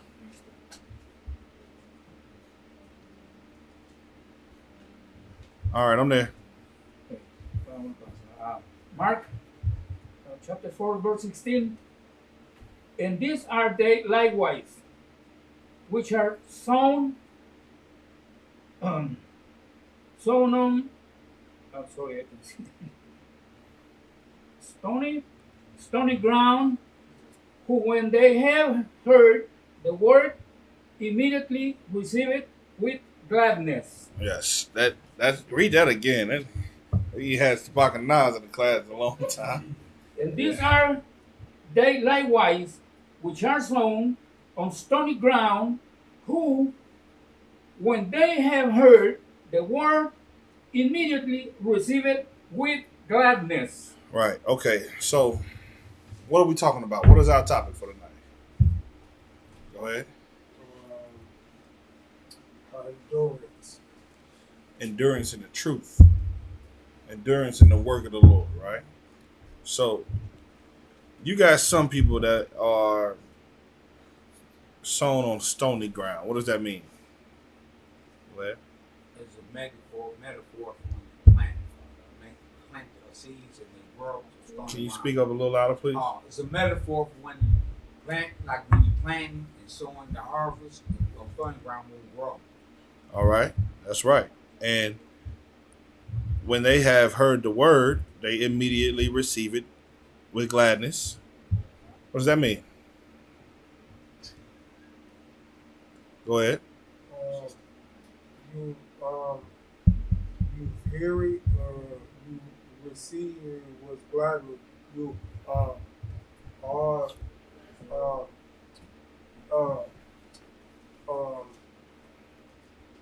you up in this scripture you see it with gladness, and then when you go out somewhere, you just disown the Bible. I mean, Well, we ain't even got there yet. I said you break this down. you receive it with gladness. You glad that the Bible is true and stuff like that. You glad about this. Right. You hear that the white man is the devil that the Bible speaks of. You hear that the alternative lifestyle. You can get a little hand on that. You hear that the alternative lifestyles that people live is against God. You hear interracial marriages against God. You and your wife, y'all find out. Well, you and your girlfriend, y'all find out that y'all married. It happens, don't it? Find out you're married. Okay, well, shoot. Now I ain't got to worry about, you know what I'm saying, the woman leaving me if she loves God. And the woman ain't got to worry about me leaving. That's a good thing. It makes you glad. You understand? You hear that you belong to the most royal nation bloodline to ever come on this planet. You're an Israelite. You get that with gladness. You find out that God hate white people too. I thought I was the only one who would. Yes.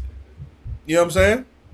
You hear that the Lord is going to unalive everybody when his son comes, everybody who has a problem against you and come and defend you and unalive everybody else and then put the residue into slavery under you. That's extra good news to hear.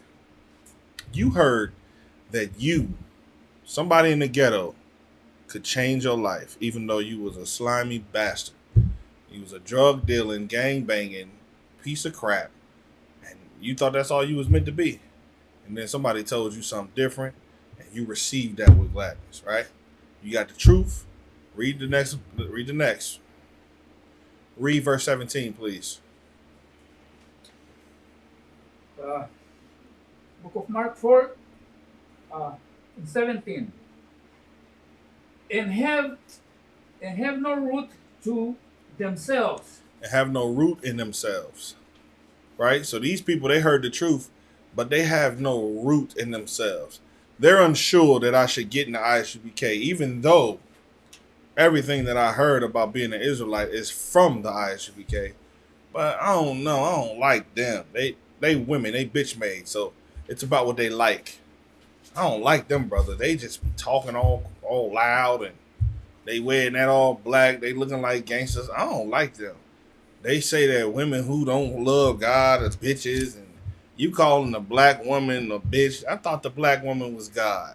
And you know what I'm saying? And all that. That's how they feel. They go off feelings, not off of what it is. So they're not rooted in themselves. Meaning they're not loyal to anything. They have no loyalty, especially not the truth. After somebody just changed your life and gave you perspective on who you are. Go ahead. And so endure, but for a time. And so they endure, but for a time. So these are the type of people, they going to come and they going to hear, it's going to make them glad. But the first time they get checked, they gone. They leave the school because they got checked. It's people that left the school over chicken wings. I'm telling you the truth. They get left the school over chicken wings, man. He got more than I did. Man, I'm leaving the school over chicken wings. It's people that go ahead. Slucky, sir. There was a brother out in Oregon. You ain't got to name him or do none of that. Go ahead. But he left because we said everything was done in decency and order. And left. There's a cat that allegedly left the school because he couldn't do push-ups. I wasn't there, but he's in a fake Israelite group now. He's a minion. You know what I'm saying? So, I mean, he left. I wasn't there, though. But I heard he left because he couldn't do push-ups. Other people will leave because of weed or because their woman doesn't like the truth and she just run them niggas. You know what I'm saying? Like, your kids can't celebrate Christmas anymore. You tired of fighting about the Christmas tree. So you just going back into the world. They're not rooted. They're not prepared to lose everything for what the Lord said. They just here because they found out they was in the truth. They're not rooted for a time. They'll endure for a minute until they're ready to get high again. Go ahead. Afterward, when affliction or persecution arises, Afterwards, when affliction and persecution arises, go ahead. For the world's sake. For the sake of what we're doing here. The word is what we teach. We go out and we teach it, we live it, we love it. But after you start going through afflictions and persecution with the people that claim that they love you, because that's where it's going to come from.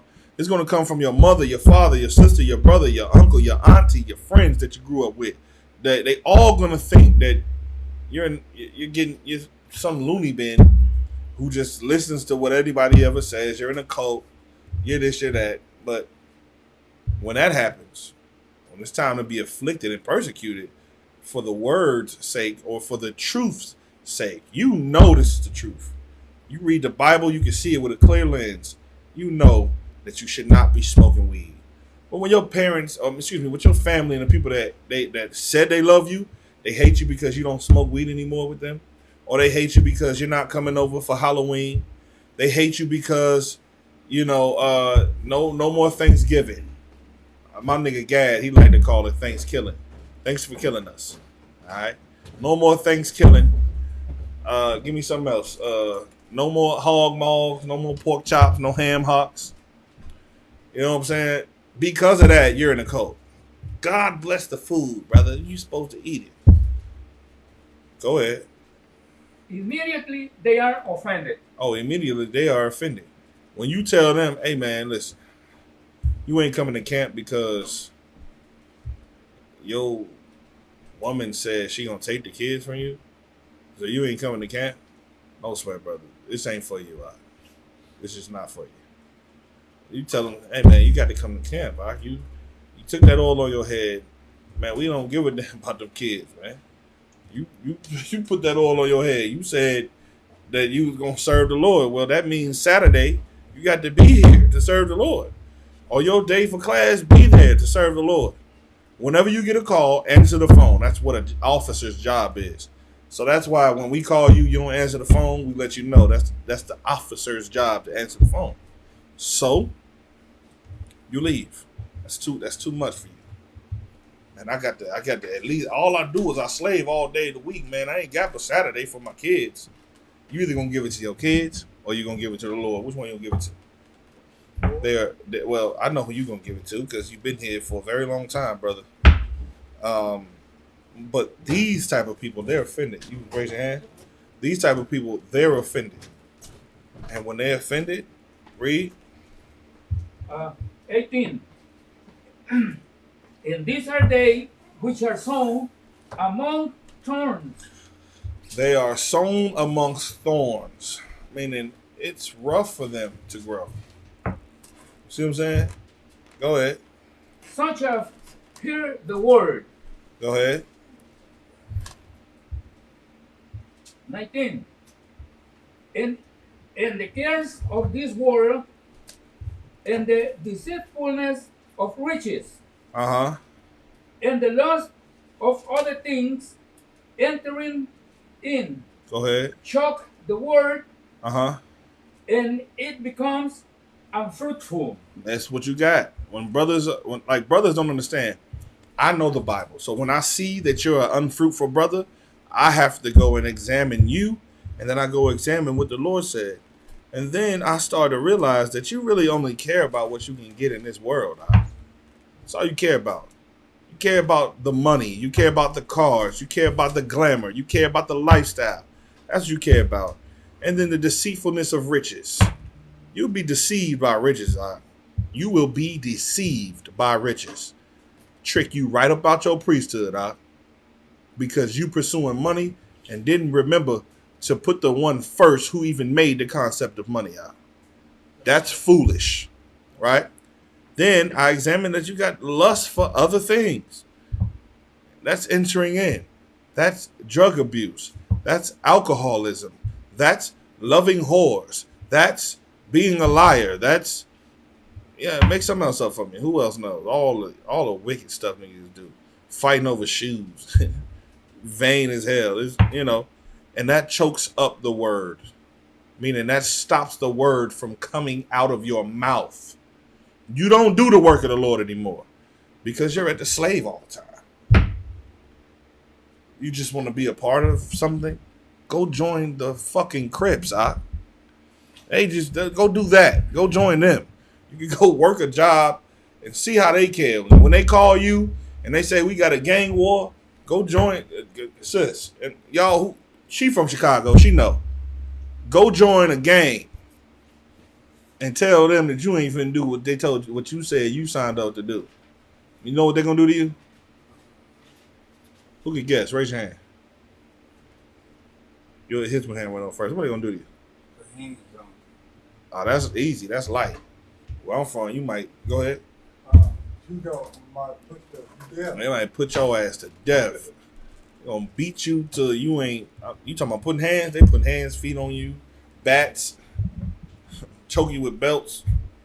I've seen people get choked with belts. I ain't gonna name no names, but you getting hands put on you. So, some people don't make it through this, or some people just, especially if it's on a wartime and you say you ain't gonna do something, you just be the person on the receiving end of a bullet. You gave your oath to them. You said that's what you was gonna do. Well, that's what you said for the Lord. Now you become an enemy of the Lord. You become very unfruitful. Read on. Verse 20. And these are they which are sown on good ground. These are the ones that sown on good ground. Go ahead.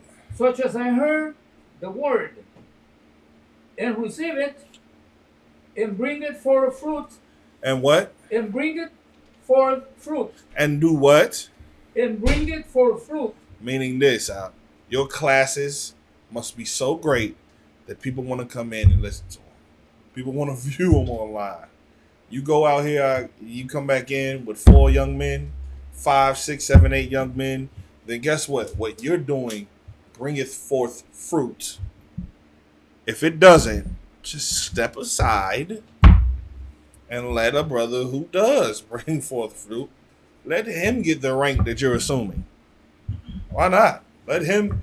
You sit at a 1,000. You're officer of 1,000, but you don't produce any fruit. No sweat. I'm looking at an officer of 50, and he came in here with 12 men. Whole gang came here. They all ready to get. They getting all black. They all become officers. They all now officer of 50. officer 500, and you sitting at 1,000 doing nothing. You know what I'm gonna do? I'm gonna say, maybe this 1,000 is really a 50, and that 50 is really 1,000. So let's swap that out, and I'll swap it out because what you're doing is not fruitful. Nobody is learning from you. Nobody is growing from you. Nobody is, hell, they not even be sown on stony ground. You ain't got no stony ground niggas in here. Where the stony grounders at? You ain't, of course you ain't got no fertile ground, good ground. You don't have that. But at least bring some stony grounds in here. Hell, Canunya got his son in here. That's a soldier. You know what I'm saying? Bring some fruit in here.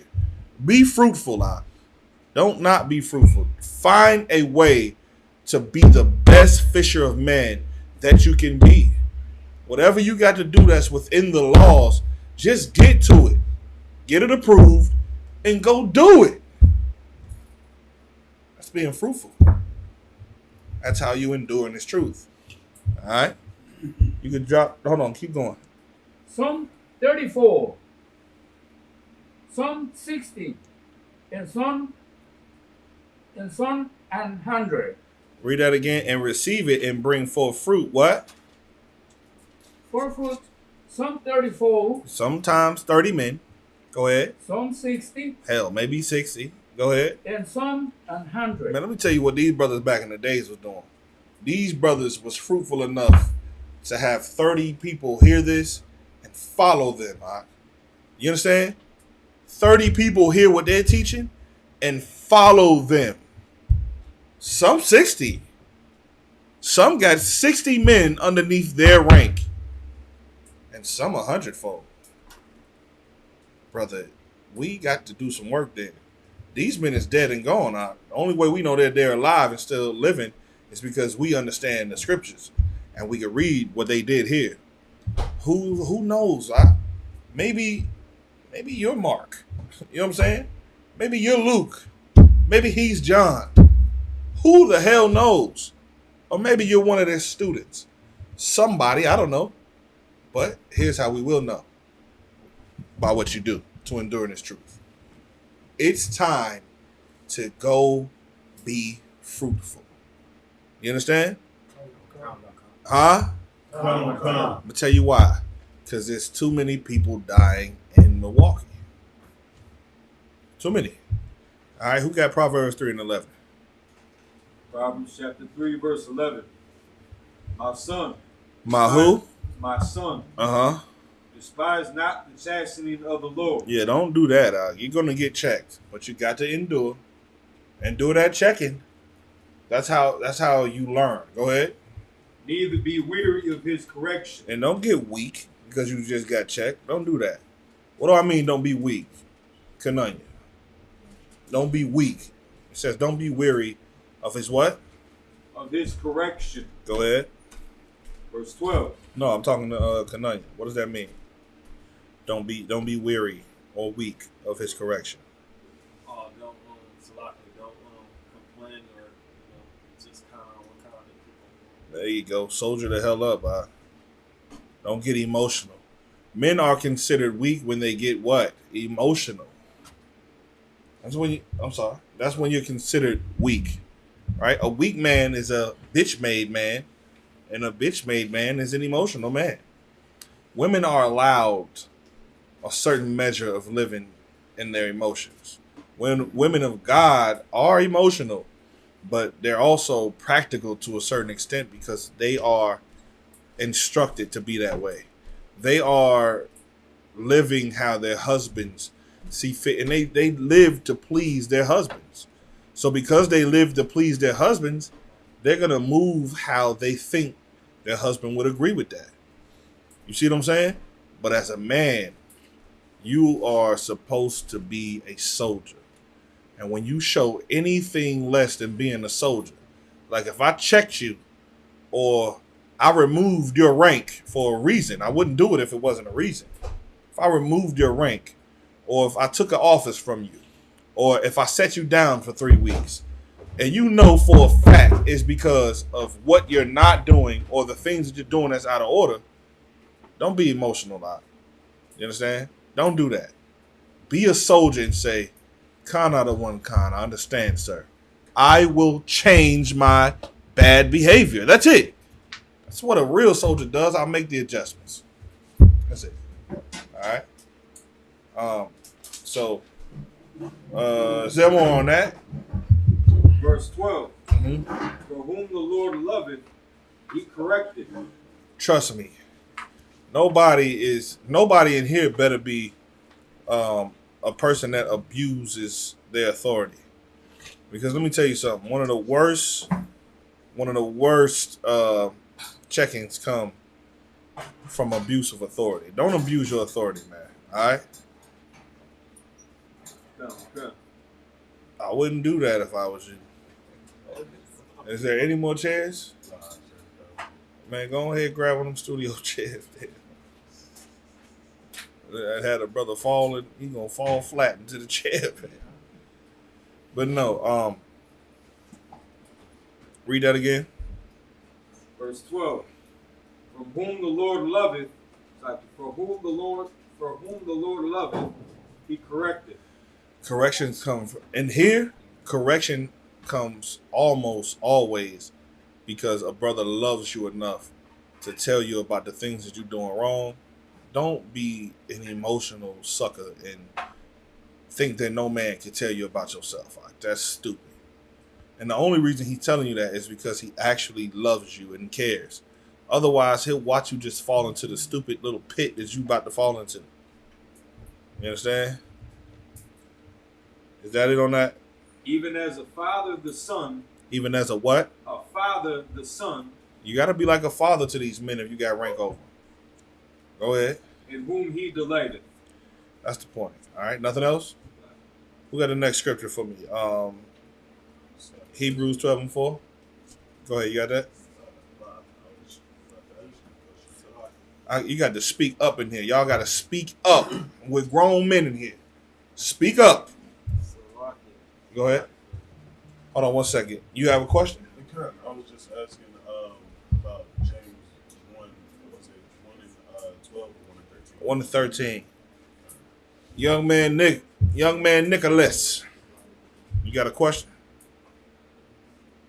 You want to read? Oh, you want to read? Hebrews 12:4. Go ahead, read. Yes. Where you reading from? Hebrews 12. 12. Speak up. He has not yet resisted into blood. You have what? He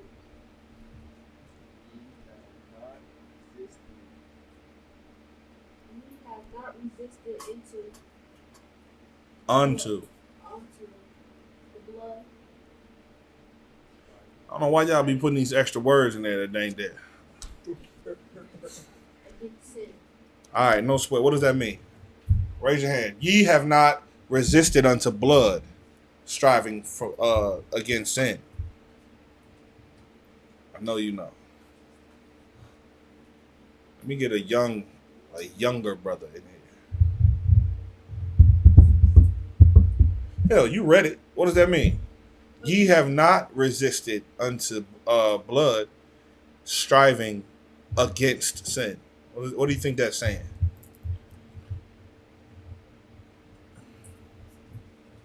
Just give it a shot. You have not resisted unto blood, striving against sin.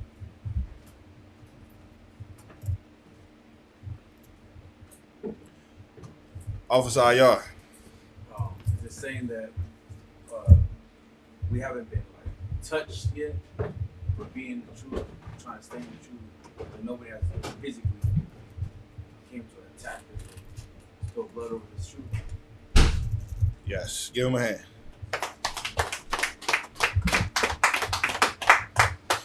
Have you had to fight people to where you had that you was bleeding because you're fighting against sin? Not yet. Are you willing? I am. Have you? Oh no. Have you though? Have you fought? Have you resisted unto blood? Has anybody? Okay, how about this? Here's what it's really saying. Has anybody drew your blood because you will not sin? Okay, let me ask you a question. You don't want to celebrate your the holidays anymore. Or your birthday. Did somebody come to your house and whoop your ass because you won't celebrate your birthday? Would you go down there with that road with them if they did try to make you? How about this? There was a time where being an Israelite was unlawful and you could die for speaking Hebrew, for circumcising your kid on when he was 7 days, for sacrificing at the altar, for what we're about to do tomorrow, the feast of the memorial of the blowing of the trumpets. Tomorrow sundown. We did that all in here. And get a Lord a hand. If it was outlawed and Roman soldiers came here and found that we was doing that, brother, were you fighting to the death? Yeah. It's easier said than done. That is easier said than done. But I believe you. Y'all ain't showing me no reason why. I'd be the first one to get up and get to it. I just want you to understand that. Why? Because you brothers, in my mind, are under my protection. Even though you're under the Lord's protection, I'm the vessel that he uses to physically slap people for messing with y'all. Who says that the Lord can't slap people? The Lord can absolutely slap people. I done seen the Lord slap people before. Hell, I done seen the Lord whoop ass at camp before. You ever seen it? Your first camp, you saw it, right? Who would have ever knew that the Lord could grow arms and beat the hell out of a white dude? I mean, who ever thought that would happen? But somebody who don't understand how the Lord worked, they would have said, well, he was assaulted by two people. Well, the spirit of the Lord came on them kids, and they whooped that white man's ass at camp. Well, I'll be a vessel too. If anybody tried to harm any of my brothers, then we have an issue. Just like that. I'll strive against sin unto blood. I'll do it. All right. So here's what you got to understand. You got to be ready for that too. You got to be ready for that. What if they outlawed what if they outlawed the truth? Back then they outlawed the truth when these brothers was alive. They stoned Stephen for speaking the truth, killed him, whooped his ass to death with stones. I mean, unalived him with stones. You understand? And there you have it. Paul was there holding the coats of the people that were killing men that followed Christ. That were unaliving men that followed Christ. You understand? It was a dangerous job to do this. Who's to say one day it won't be again? You understand? There's some people walking around here with some purple coats that would love to unalive you at camp. But will you resist unto blood? Fighting against that type of sin? Because I will.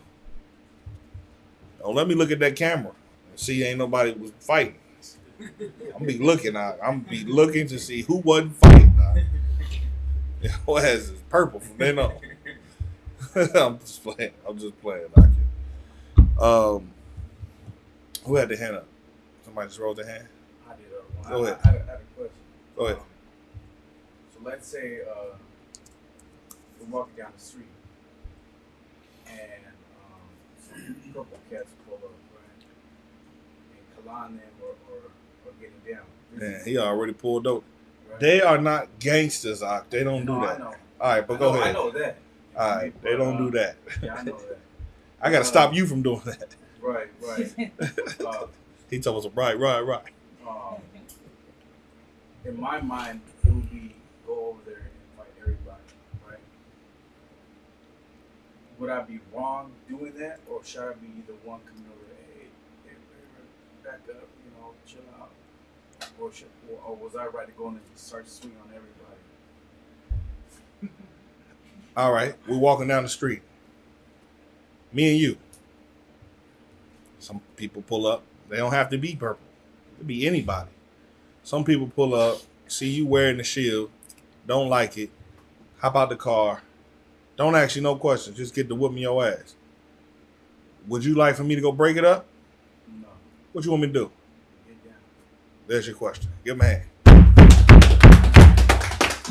I'm getting down. Like ain't no time. It's a time to break up a fight. That's before it happens. You know what I'm saying? You break up. You try to make peace before the fight happens, brother. If people is throwing blows out and you see them whooping your brother, and your instinct is to say, "Let me go break it up," I don't give a damn what their skin color is, what their bloodline is. If they fighting a man of the Lord, a holy priest in the Israelite school EPK, and you want to go break it up, I'm not saying that's what you want to do, then, brother, you don't understand life yet. I'm trying to kill somebody. It ain't even a fight to me no more. We ain't fighting. I'm trying to unalive you. So I be careful who you are. If you can hear my voice, don't pull up like that. That's stupid. You don't know what I'm about that day. It could be the wrong day for you. I'll be raising up the prisoners. All right. Anyway. I have another question. All right. Now let's say I want to use Kalai again. Kalai, you okay with being used? I'm playing, man. Go ahead. Since he is above you, right? Go ahead. Let's say these purple cats pull up. He don't like these purple niggas. And they're arguing, right? They pull up and was arguing. They're arguing, they're going back and forth, right? Kalai and the purple guy. Saying this, they're saying that. Damn, when do you think he's ever known to pull up? I'm just saying, go ahead though. Like me personally, I don't give a damn what they have to say, right? If Kalai saying, well, to hell with you, I'm right with you to the fullest, right? I don't care what they have to say. Would I be wrong to do that, or would I be brotherly to be like, hey, no, both of y'all chill out? Okay, no. First of all, you can't tell a man above you to do anything. You do what he does. That's what you do. If he decides that he gonna entertain them and check them to high holy hell lock, then you stand right there in defense of him and say nothing. You don't got nothing to say because you're not the one talking. You just sit there and you watch your surroundings, and you are prepared to put whatever to unaliveness that has to be unalived. And that's it. You get ready to do whatever, because they ain't going to win that verbal battle with Kala. They're going to get checked to high holy hell. And he might get gangster on them and just be like, man, you know what, straight up, man, you was a bitch. He just might say that. If I was with Captain Mao Quad and he said, whatever happens, happens, Doc. What do they say? K Sarah Sarah? No. Whatever happens, happens after that, Doc. Go ahead. I got another question. So let's say they did say that, right? And No. What like, I said, Kala says that he, okay. Yeah, you a bitch. And that's the whole story. All right, then. But I'm just saying, if they were saying it to us, but we're not trying to. We're just Who like, cares, hey, Doc? Those are words, Doc. Those are words. So just walk away? I mean, you don't do nothing unless the man who you with is saying to do it. Okay, so let's say you are his shadow, Doc. You his right. shadow, his shield, and you're silent. Only thing you should say at that time is, that's right. Count out one con. And if he says read, you read. Other than that, I'm not talking about that. So what are you talking about? I'm talking about, like, let's say we're in the street, right? Something happens. Yeah. Right? And you walking. And whoever officer it is, right, that's above me. He's getting punked out, you know. Man, that don't happen in here. But I'm just saying. I know it don't. All right then. So what are we talking about? That don't happen. No officer in here gets punked out. Okay, now what if a brother is? He's not. Have you ever seen this happen? Nah. All right then. So what are we talking about? Go ahead. That's like it, sir. If a brother is being punked out and he's in the truth, he shouldn't be over there in the first place. It's not going to happen. No men are raised in here to be punked out. I don't give a fuck if it was 50 men. No men up in here. You cannot be a punk and be up in here. If you a punk and you in here and you can hear my voice, go to Hebrew Academy, go to your camp leader and ask him, how could he help you not be a coward? We're built on ISUPK, no cowards and no excuses. I don't give a damn if somebody was with me or not. I ride through these streets all day, every day, sometimes by myself. And if I get out and somebody come up to me, I don't give a damn if they was in the Purple Cats or in the GDs. I'm not coming off no shield, and you ain't talking to me crazy any type of way. And it's just that. But I would try to sue for peace. I won't be quick to anger. I'd calm words. I'm sorry, you raised your hand? Calm words, I'm paraphrasing, gaineth a friend. So I'm wise enough to know. If a brother on that, I just tell him, hey man, listen, brother, I'm an Israelite. I ain't coming up off the shield. You know what I'm saying? I don't care what you wear. I see you got the cross. I think that's stupid too. But what do you drink? You drink tequila? No sweat. Let me get you a bottle of tequila. He can go and be stupid and get drunk somewhere else where I'm not. It's never going to be like that. It's never going to be like that. Especially if you walking with one of these killers. It's never going to be like that. But if you was walking up the street and some purple people who don't have the gall to do this, you about to walk across the street, they pull up in front of you. Everybody hop out. You them UPKD? You stand up and say, I definitely am. What's your problem? What's your business? Just be professional, huh? What's your business? The highest ranking man is doing this. What is your business? What's your point? Because we're not at camp. The majority of us carry. If several men hop out of a car at you, and you looking at this as a threat that you can't really handle, you just let them know, hey man, listen, man, y'all got that, man. Y'all get out my way. You know what I'm saying? They don't get out your way, y'all. Go through them. What you want me to tell you? Because honestly, now that's something that they don't have it built in them. I know you come from a gang banging area. I do too. I come from where somebody might pull up and say, what's up? Them bitch ass niggas ain't gonna ever pull up and say, what's up? They cowards. I don't give a damn how many men they got. They can have 50 men. If they see 2 UPK soldiers that ain't at camp, brother, they not gonna say nothing. It's a difference out when cameras are there and we're at camp and we're doing the work of the Lord, and as opposed to, why am I even talking about this? Let's keep going with the scripture. All right, where we at? I think we done with that, right? Give me James 1:13. Everybody there?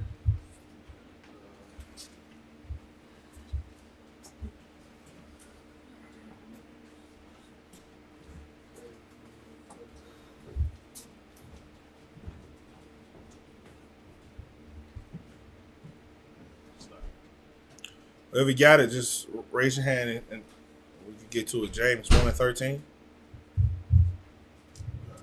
All right, start at 12. Then go ahead. The book of James, chapter 1, verse 12.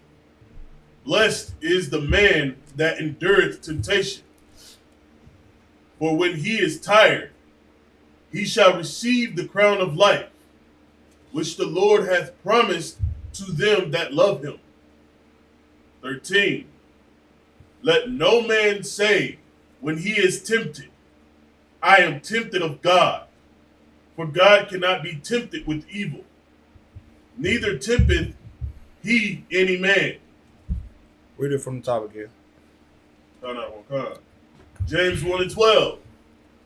Blessed is the man that endureth temptation. There you go. Temptation can come in how many forms? Let's name them down. What can temptation? Before we even do that, IR, he's tempted to be violent. I know because I know what the demon look like because I got him.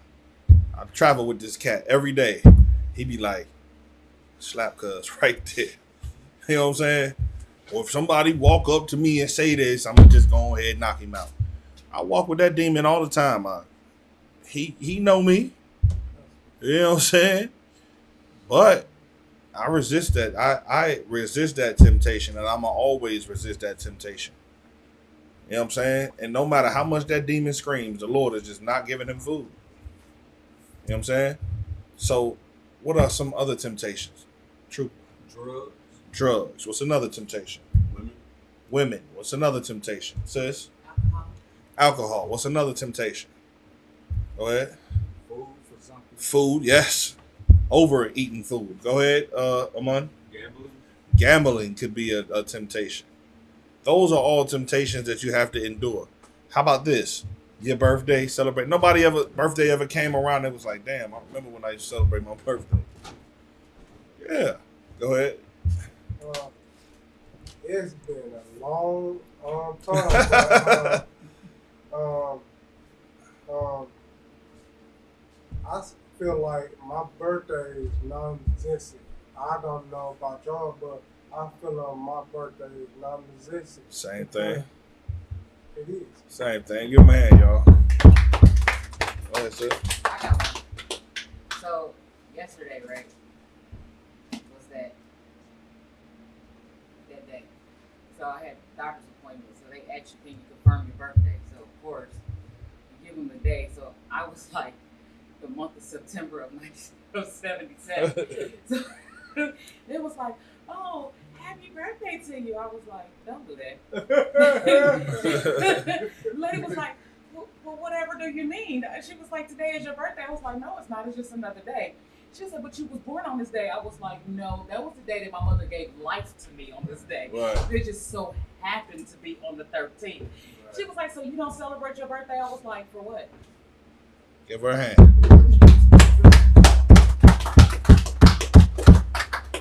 It's a silly thing. It's a vain thing to do. It's a me. It's an attention day. That's all it is. It's my birthday. You and 20 million other people is the same birthday. It's not your birthday. It's every day the Lord is his day. Because you wouldn't have a day if the Lord said, you know what? I ain't going to work today. Hey, man, y'all take the day off. You know, the angels that control the sun coming up and the sun going down and keeping all the balances and all the heavenly hosts, which are planets, keeping them where they need to be. Because if they were to shift a little bit, you would understand why they're there. You know what I'm saying? If the moon was to get too close to the earth, you would have a hard time living. If the sun was to get too close to the earth, we're dead. We're fried. You understand? We barbecue.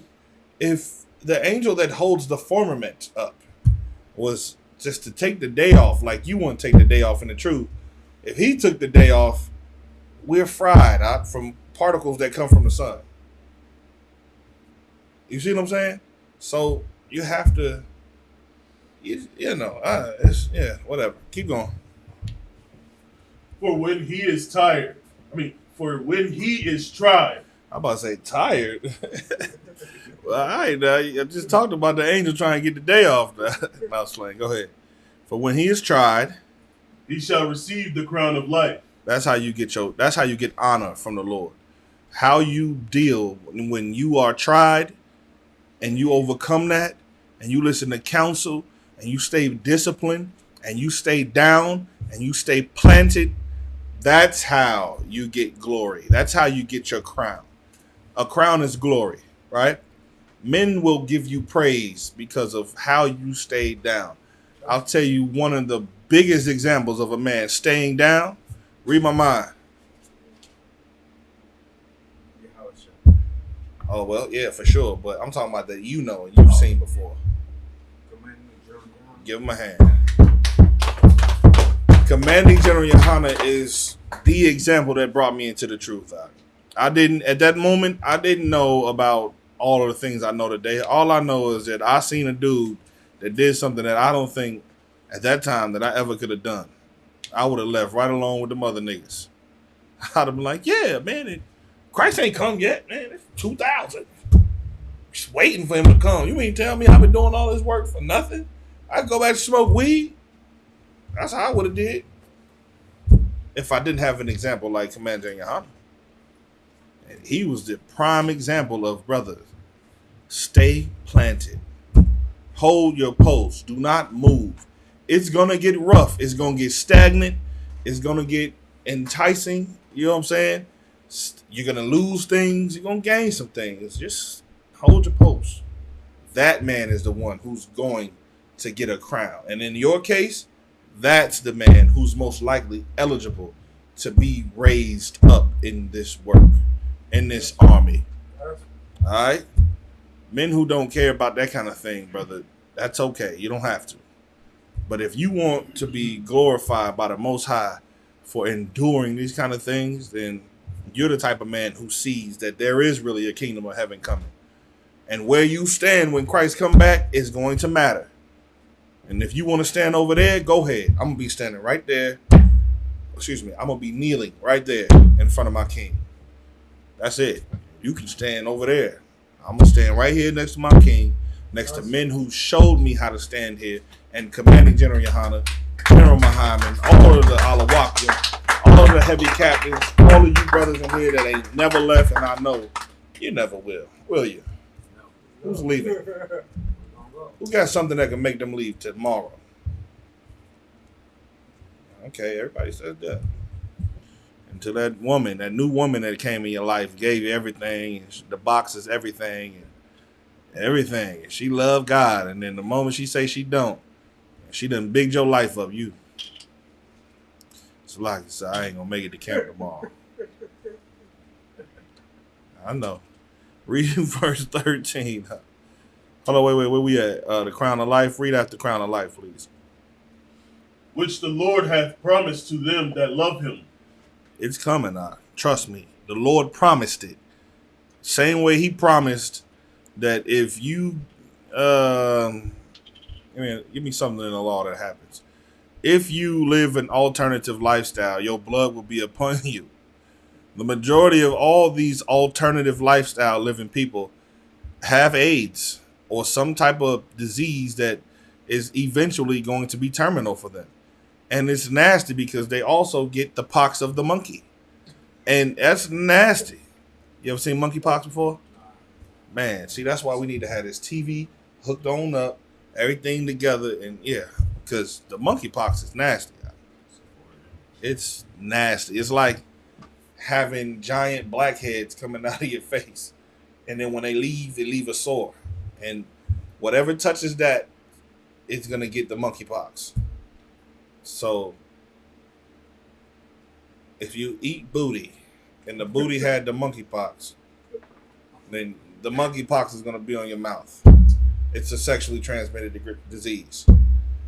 If you're a filthy lesbian and one of them had the monkeypox, you're going to have monkeypox on your face the next day.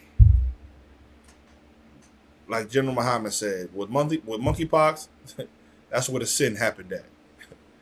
You understand? Yikes. And men were saying that they couldn't sit down because the monkeypox was where they sit at. Just keep it at 100 with you. Alternative men. Go ahead. Transmissions. Go ahead. Yeah, I was going to say, what if you were like born with that at a young age? You was born with monkeypox at a young age? Can't be. I ain't never heard nobody being born with a monkeypox. We're not talking about smallpox. We talking about monkeypox. You don't know what monkeypox is either, do? No, yeah, I do. Yeah, it looks painful, and the sores are super duper painful out here. There's still people today with the monkeypox. It's some people today right now with that monkeypox. It's bad, but go ahead, man. Read 13. 13. Let no man say when he is tempted, I am tempted of God. Because that would be a lie. Go ahead, read. For God cannot be tempted with evil. The Lord is not the one that tempts you with evil. He cannot be tempted with evil. Go ahead. Neither tempteth he any man. The Lord don't tempt you. Your own desires and lusts. That's what tempts you. And there's something that makes that voice inside of you amplified. He's an angel. He's the one that is there to tempt you. He was made to tempt you. He was made to convince you that you should follow your temptations. You're tempted because that's what your flesh wants anyway. Your flesh wants to eat the monkey butt. And and Satan is telling you that it's okay to eat the monkey butt. You're not gonna surely die from the monkey butt. Right? So you eat the monkey butt and there you have it. Wake up in the morning, monkeypox all on your face, and now you want to leave the truth. Nobody eats monkey butt in the truth, all right? It's a lock. I'm just playing. But no, really. These are the things that I'm just being drastic like that because to me, everything that you're tempted to do in sin is just that serious for me. I don't care if it was a small little lie. It's just that serious. If I just took this bottle, knowing it wasn't mine, you know what I'm saying? That's serious for me. I'm just going to have one more drink, even though you know that is going to fold you over into alcoholism. That's serious to me. You're just going to smoke behind the tree just this one time. Brother, that's serious. You have to withstand that kind of stuff. Because if you don't, you will die. Don't let Satan tell you you're not. You're going to die. And with that, pass the class over to Priest and Officer Kala.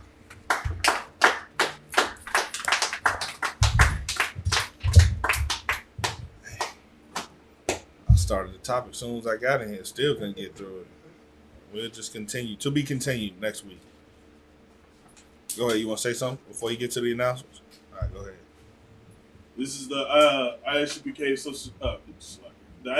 security announcement. You about to say Social Security office. We ain't got one of those yet, y'all.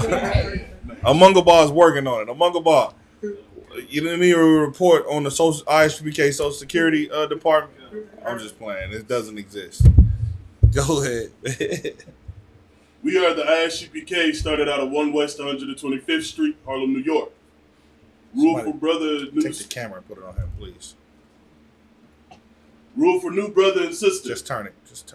When a new brother or sister comes into the school, they are off limits for 6 months. They are to be saluted only. They are here to shed themselves of the world. If they need transportation, the teacher will arrange it. After 6 months, if a brother or sister has an interest in a particular person, he or she must get permission from the head to speak to a brother or sister. There is another 6 months in which the brother and sister will court each other. You hear that, Nick? I'm just playing. Go ahead. After this 6 month period, the brother or sister will get permission from the head to marry. Tithes, which is a commandment. Numbers 18:21, Malachi 3:8-10. Ma'ashra means tenth in Hebrew. 10% of every penny of any increase the Lord gives you. Give to Treasury Department or teacher. Priest fund. It's a free will offering for priests. It's not mandatory. Whatsoever amount you would like. The upcoming holy convocation is the feast of the memorial of blowing of the trumpets, which is tomorrow at sundown. Akim and Akwatium. Be sure to check the bulletin board in the hallway. If anyone wants to be a trooper in the school, to start wearing all black. Boots, shirt, pants, headband, or scarf. No. Akim Adawanyam Akim Amajam. Men of Israel, Imajim. Men of Israel, Imajim. We're going to give a courtesy salute to the team. Baba Shabbat. Amajim Shabbat. Amajim Barak. Yahweh Shimon Rashad Rakatham. Yazmatah. Sar. Face the sisters. Sisters, if you can rise. Sisters. Sisters Amajim. We're going to salute the sisters. Men of Israel. Amajim. Amajim Shabbat. Amaju, Barak, Yahweh Shamar al-Atham by Shimei al-Shah. Yahweh Shamar Latham by Shimei Awashai. Yazmatah, dismiss.